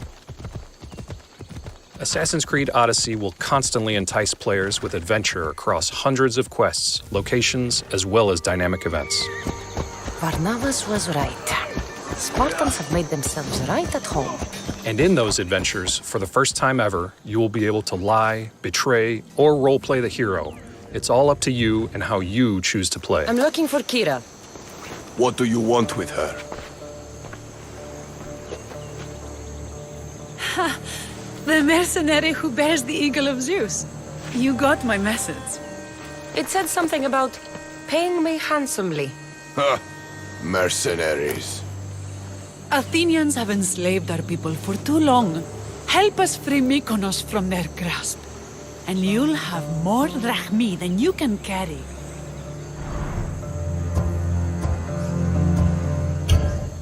I'm here to kill the Oclis, not go to war. Which is why I sent word of a rebellion to you and Sparta. My men are ferocious in a ground assault, but we're outnumbered.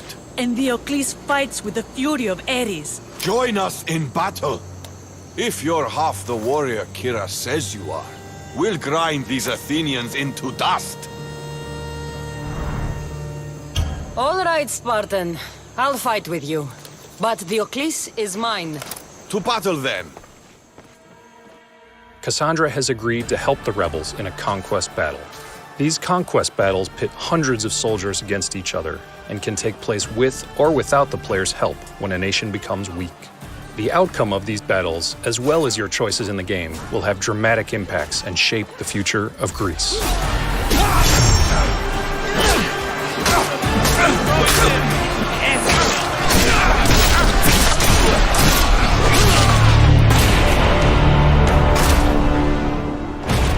We found the Athenian hero Diocles.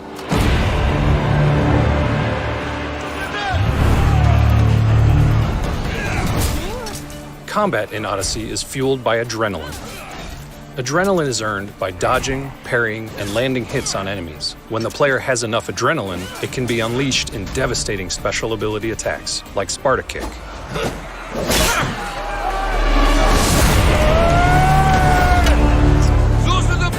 But your enemies have abilities of their own and will challenge you like never before. Your life ends today!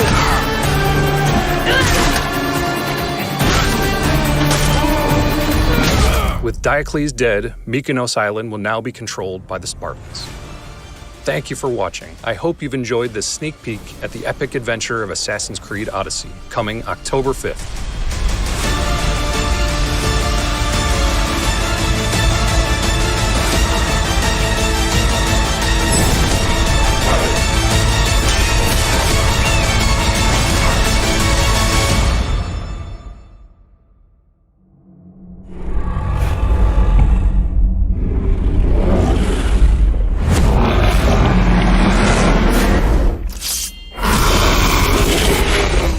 Assassin's Creed Odyssey, available October 5th. Get early access with Gold and Ultimate editions.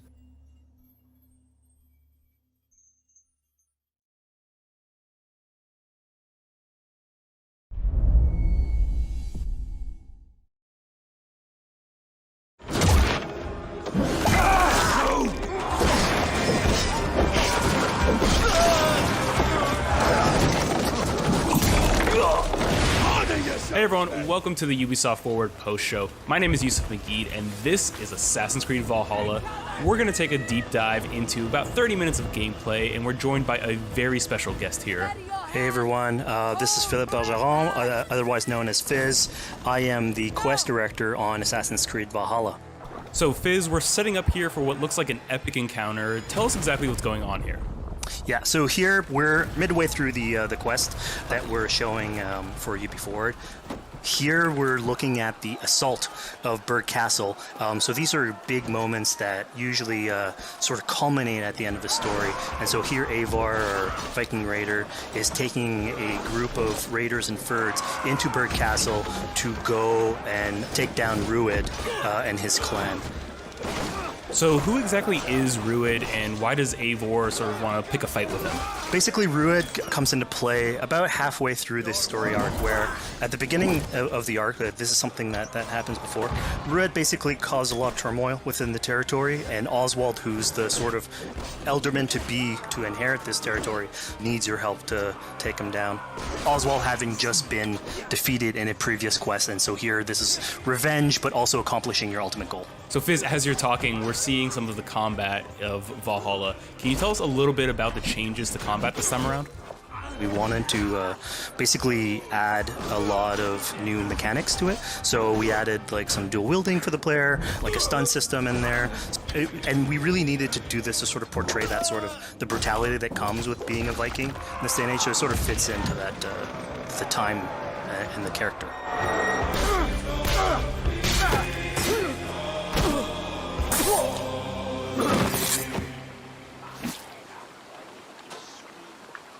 Oswald.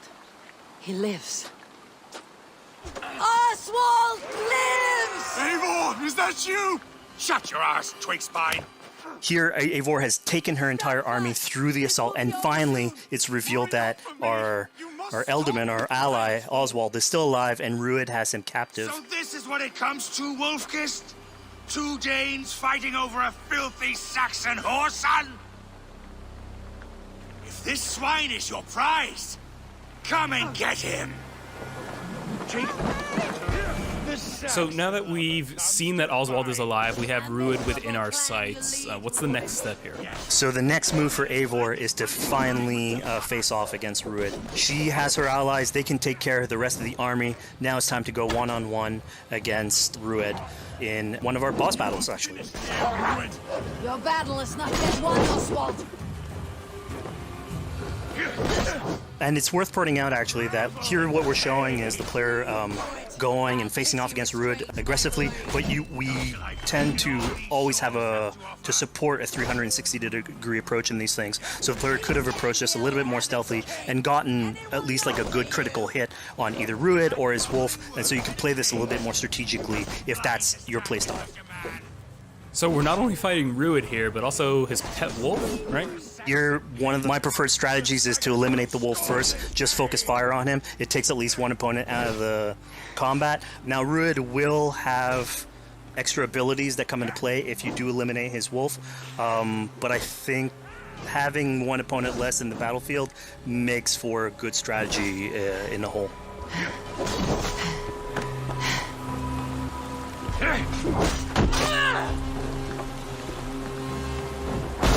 Your efforts. Only the cold dark of Niflheim awaits you. Valhalla is my destiny. That fate will not be met today. Why doesn't they should be roomed, wolf-kissed? Made thralls, not treated as equals. We are better than this. Than all of them. Do not drag me down to the sewage you wallow in. We just had Dane fight tooth and nail for a Saxon. You'd throw in with these wastrels? These Argir swine? Eivor, no! He should be tried before God, a lawful assembly. Alright, so we've defeated Rued, we freed Oswald. What comes next? Oswald, in this case, prefers for Rued to be kept alive, and so you basically have to choose, are you going to go against his wishes or stay true to your nature? So we have this choice to make, but before we get into that, I want to rewind a little bit because we just did this big, grand assault, but Eivor couldn't have done it alone. She clearly had to recruit some folks along the way, get some troops, get some allies. So let's actually rewind and see how we went about first gathering those troops. Right, so when coming up to an assault, it's a game of numbers. Eivor can go into pretty much any location and be a stealthy Viking, eliminating some of the assets, which ultimately would be a strategy. You can do that, and you'll have some of the ingredients or of the assets there that will have been sabotaged, but you still need an army. So here what we're seeing is Eivor going around the countryside and raising what we call a fyrd, which is the men and the women of the territory who come up and fight in the name of a king. So here Eivor is going around and trying to convince people to fight in the name of Oswald to finally take down the oppressor that is Rued. Defending East Anglia, defending you. Will you not do the same? What? Die in defense of a lost cause? Yeah, so she's really using like the image and like the leadership that Oswald had, what he meant to the people in his name. She's going to recruit these people. Pretty words, Dane. But the men of Theovard have their own battles to fight. So we're told by this Reeve that there are troops, there are allies that he could add to our cause, but first we sort of need to do him a favor, is that right? Yeah, so obviously these people have been run down by Rued and the impact he's had on the territory, so I think a lot of these people have sort of lost hope. And so you need to show them that there is hope. And so here Eivor is basically helping them take back one of their prized locations by taking a couple men and raiding a nearby township, basically taking it back for the people and showing that there's a reason to continue fighting and then get them on your side.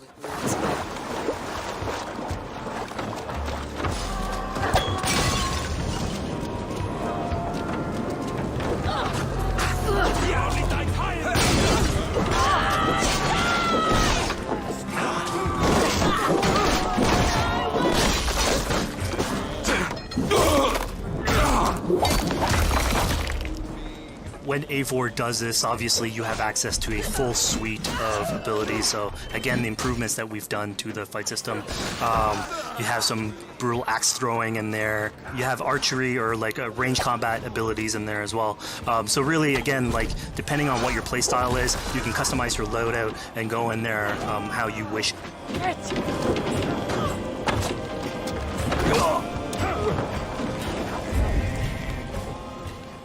Fizz, we just saw this giant pulse go out. What exactly was that? So that is what we call the Odin sight. The Odin sight is basically our interpretation of the eagle vision from previous games, and we thought it was good to sort of bring that back. It's basically Eivor's intuition. It's how she perceives the world. When the player uses that, it'll highlight basically interactive objects, like things that will bring her an advantage. So we'll have arrows, like health consumables that are in there. So it really is like a good way of sort of understanding the world and showing you like things that you can go and touch. Yeah, I mean, speaking of things we can touch, we just picked up this awesome new weapon. It's something we wanted to play with on Assassin's Creed Valhalla, where we have fewer weapons in the game, but you can invest in them more, so they become your weapon. And so depending what your preferred playstyle is or your preferred weapon type, then you can go and choose, I'm gonna fight with this weapon and invest heavily into that. Not only are we looting weapons, but we see something here called the Book of Knowledge. Can you tell us a little bit more about that? They unlock skills for the player. So here you can see the Valkyrie dive that has just been unlocked. We have these spread out throughout the world, so again, to promote exploration and discovery. As you travel through the world and you explore locations, you can find these books that will add abilities that you can go and invest in, put into your loadout, then go into the different locations or the different quests in the game and use those depending on what your playstyle is. Now we've recaptured this village, we've secured more troops for our assault. Let's jump back now and figure out what we want to do with Rued. The rightful king of East Anglia has spared your life today, and so it will be.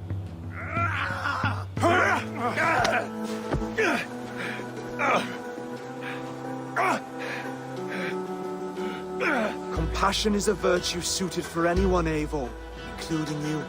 Thank you. Eivor decided to let him live. Rued is really angry about that. Being a Norse Viking, being put to the death in battle is your road to Valhalla, so he was basically denied access to Valhalla in this situation. Obviously, all of these decisions come into play later on in the game, so we have very difficult decisions for the player to make. We didn't want to have easy decisions. Yeah, you know, when I was playing, I decided to listen to Oswald and spare Rued's life, but what exactly is the relationship like between Eivor and Oswald? So the relationship between Eivor and Oswald is an alliance. It's basically Eivor is surrounded by territories that initially getting into England are hostile towards her, and obviously if you want to set up a new settlement, you want to make sure that your neighbor is friendly. So here in East Anglia, Oswald is the man for the job, where putting him into a position of power would help her sort of secure her territory. So earlier on to the territory, Eivor comes in here, meets Oswald. The problems he had with Rued are sort of put to light, and going through the arc, you basically help him deal with Rued and aligning basically Danes with Saxons in one territory. So, Fizz, we've completed the assault, we've gotten our hands dirty with some combat, taken down Rued. We have this big open region of East Anglia, so before we head off to Oswald's wedding, what do you say we head out, have some fun, and see what we can get into in the open world? That sounds great. So we see a cat here with a speech bubble above it, and you best believe if you let me talk to a cat, I'm gonna talk to a cat. Yeah, these are some of our some of my favorite moments actually in the game, where we put out a whole bunch of events throughout the territory. And it sort of rewards, again, exploration, going around. It's a chance for us also to sort of showcase a different side of Eivor. A lot of the quests sort of deal more with like politics and warfare, and this shows a slightly more human nature to her. So it permits us to explore that character a little bit more. And so here, basically, like you're trying to help a kid with his cat, and ultimately get that cat to sort of join your crew as a cat raider. You just said cat raider way too casually. You're telling me I could have a cat Viking raider on my longship? That's exactly what I'm telling you. Oh my god, yes, I love it. Perfect. So yeah, as you're riding around the rivers of England, you would see a cat basically walking around your longship, keeping your Viking raiders company. You know, speaking of the Viking longship, we're seeing some of that gameplay here now. Can you talk a little bit about how that works and functions in Valhalla? Yeah, so starting out on this project, I think the Viking longship is one of the biggest images that we all have when we think about Vikings in our game. And so Vikings had this awesome design for longship that had a very shallow hull, so it permitted them to go very far inland very quickly, and you could basically disembark Viking raiders like on pretty much any shore. We added that into the game where you can basically sail up to any location and then just decide to disembark with your guys and raid a location, loot all its treasure, get back in the ship, and then continue sailing down the river to your next opportunity. So I know past Assassin's Creed games allowed for songs and things like that to be sung on ships. Will Valhalla have a similar version of that?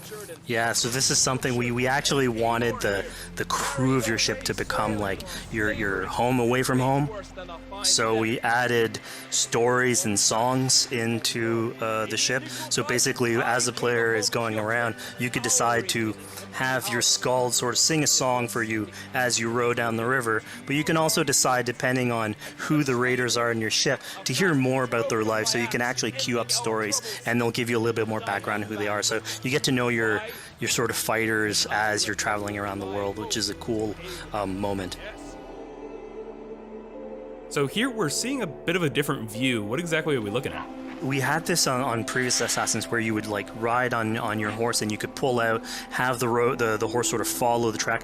We have a similar thing for the ship where you can put up your sails.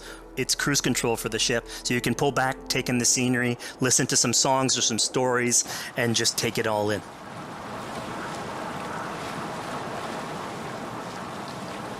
So, speaking of Viking songs, we have an activity here that's not exactly singing, but kind of related, right?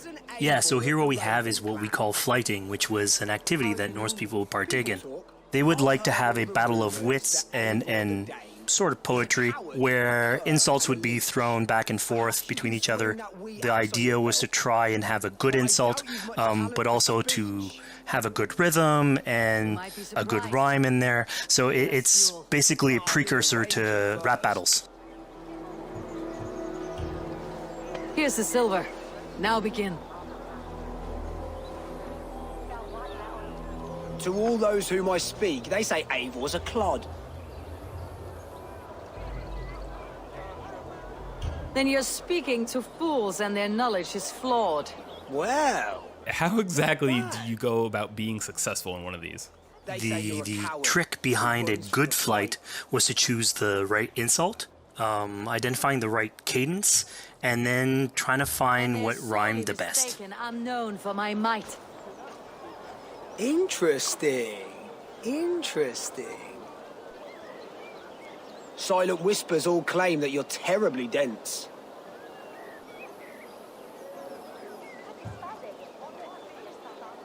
Then you've clearly misheard them. My wit is immense. Oh, you looked out with that one. Well, what a surprise. Eivor of the Raven Clan is a true talent. I'm shocked. Don't believe everything you hear, unless it touches on my flighting. Then heed every word. Take the coin. So now that we've proven our sharp tongue and wit, I think it's time for a bit more relaxing activity. So we're fishing here. Yeah, that's it. So we gave Eivor a fishing line, so you can actually throw out a line and go catch some fish. This is used basically to play into our new health loop where the player will lose health in the world, and it doesn't automatically regenerate like we would have in the past. So you actually have to go out and get some supplies. So you'll find mushrooms and some food that you can gather. But here, like you can also catch some fish and consume that to regain some health. We also will sometimes have it in certain quests. So it's a good way to sort of chill out on the side of the water and just, again, take it all in.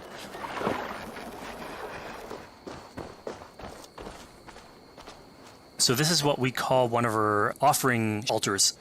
So the idea is that you find these around the world and you make offerings to it. So it'll take like animal parts and stuff that you can find throughout the world. Here what you're seeing though is sort of like a fancy version of it, where as you do your offering you get interrupted by some kids that basically come and steal your stuff. So it's just a way for us to sort of showcase that like the systems and the activities in the world can sort of play in with some quests and some little events. So it's our way to sort of dress up these moments and make it all fit inside the whole experience. Yeah, this seemed like a really sort of unexpected turn for what I thought was going to be kind of a simple interaction. Yeah, and it's really what we were trying to do with these events is to give another dimension to Eivor, other than just, you know, the pure rar Viking or the politician. Because you can imagine at some point that will grow old if you're always telling that version of the character. So it lets us really go into the depth of who is Eivor, what motivates her, how she can interact with the world outside of warfare and politics. Your stealth needs work. We were close. And it also showcases like a different facet of the world at the same time. It's not only Eivor. So it just widens the breadth of the stories that we can tell. So who exactly are these two children? These are kids of East Anglia. They are going through tough times with whatever Rued's been doing to the territory. And so they're just here trying to survive and basically exploit the people that are there to make offerings. It was kind of nice to see that Eivor wasn't really necessarily upset at them for stealing, and, you know, after you talk to them, you have the choice of helping them. You can, you know, give them food, give them some money, or, you know, maybe just say, hey, good luck, on your way. Yeah, and then this is something we also wanted to do a lot. Like, so here we're doing an event, we do it in quests as well, but we want to give a lot of this agency into players' hands so that they can sort of shape Eivor a little bit. Who she is, so it represents them a little bit more, and they can roleplay that a little bit better. And again, it just gives her like a little bit more humanity in these moments. This is what large walkers should do. Provide for small walkers.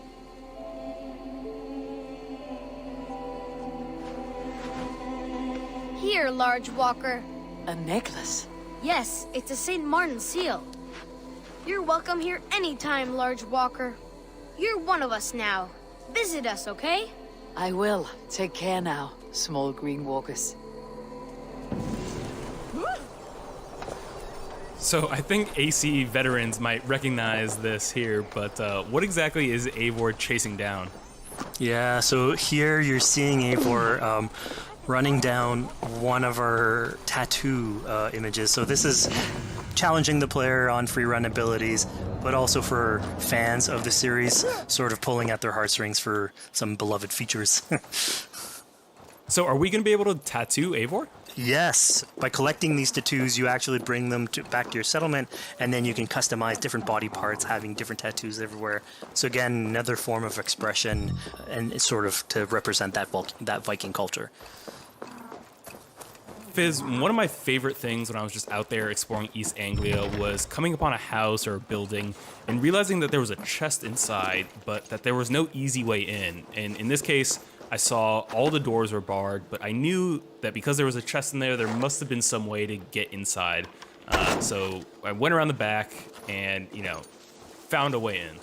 Yeah, I'm glad you actually caught on to that. You're pointing at something that we wanted to work on a lot on Valhalla, where we wanted the exploration to make you feel smarter. So we played a lot with puzzle solving, so making sure that every house that you find sort of appeals to you, like it draws your attention, and then when you want to come and explore, it's not given to you. You still have to work for it a little bit, so it'll challenge you on your observation skills, logic, just trying to find how do I get into this. So we play a lot with level design, quest design to offer challenges to players, and you basically come out of it like with a better feeling for the exploration, but you also get to see more of a story behind any of these locations, which we've crafted. So it gave us a little bit more time to sort of slow down the experience and tell a different version of a story.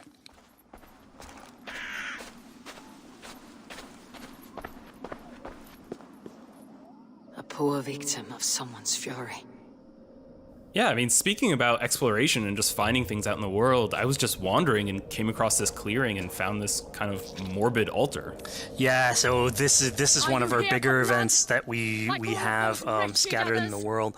So as Eivor explores, she can find altars like this, and by interacting with them, here it's a trap that's been set by this character named Regan. Now, there's a bigger story behind all this. There's multiple steps to it later on. So this is one of the moments. It permits us to go into a slightly more mystical realm and play with a boss fight that has more magical abilities, if we will. And basically have this awesome boss fight in the middle of the swamps. And so here the abilities that you see Regan using are a little bit on the mystical side of things. What's happening is Eivor at the beginning in that trap is poisoned, and so she starts sort of hallucinating, seeing the world in a sort of different light and filter. And so that's sort of what lets us go into the realm of the weird. My rage, spirit of my father's rage, fill me!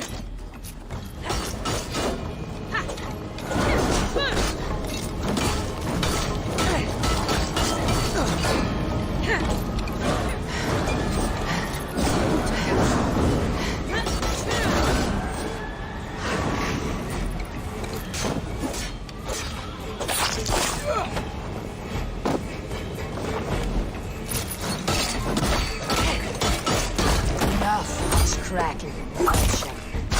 Arrest your demons. So we just saw here that Regan belongs to something called the Daughters of Lyria. Yeah, that's correct. By finding the other daughters, you'll get a little bit more backstory on who they are, so we don't want to spoil that too much.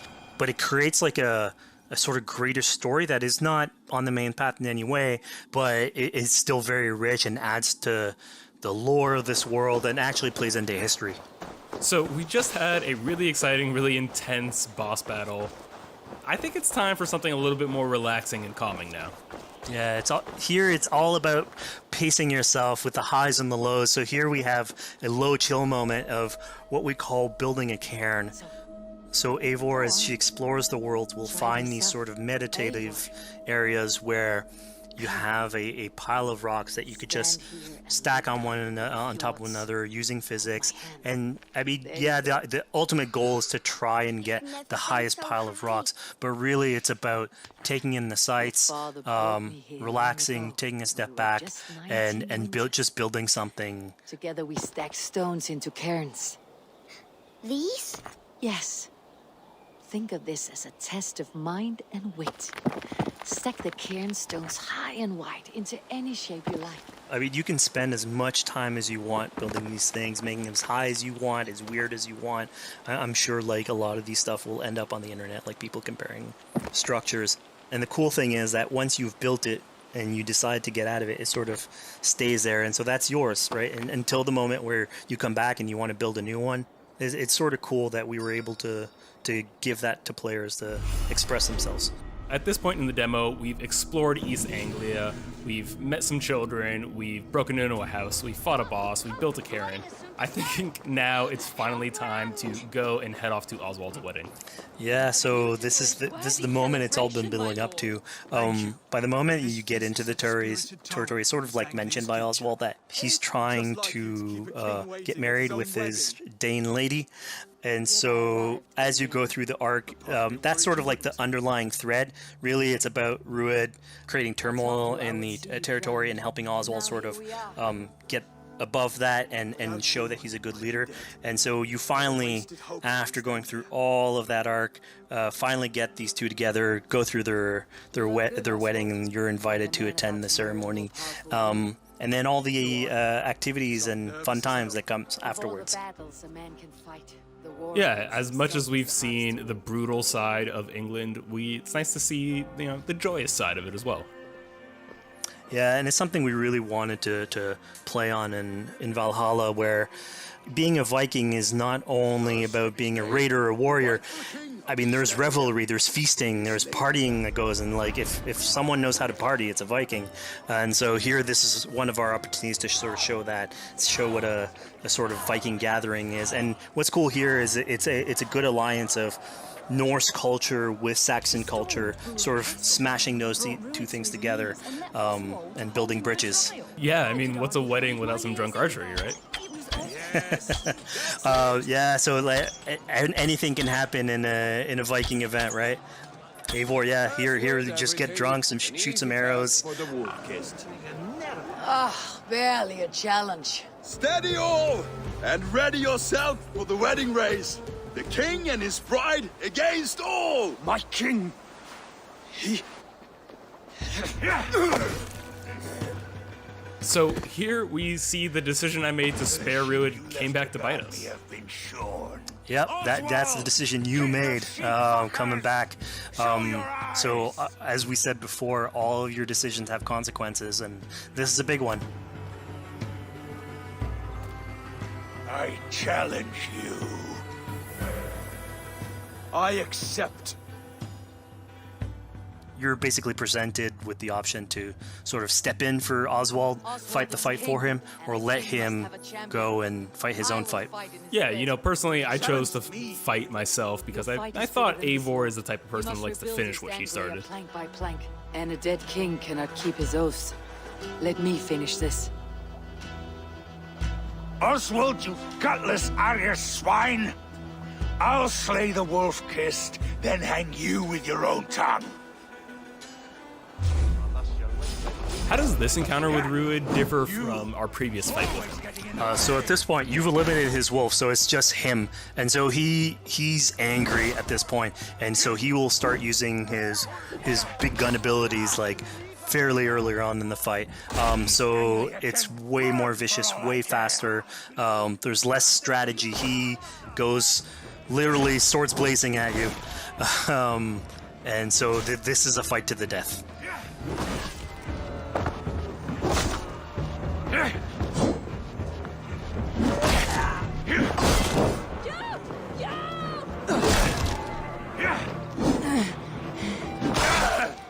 And of course here, like, this is a decision you made to go and fight him, but there's multiple outcomes to this scenario. You could have let Oswald fight his own fight, and prove basically his station as the rightful leader.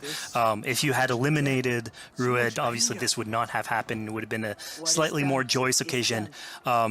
But ultimately, in all scenarios, you still have an alliance with Oswald. He's proven to be the right leader for this territory, and to be a good ally for you. Anglia a great service.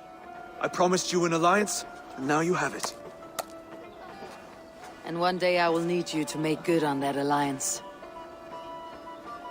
So we're about to take off from the wedding, but Eivor decides it's a good idea to check up on her friend Finner.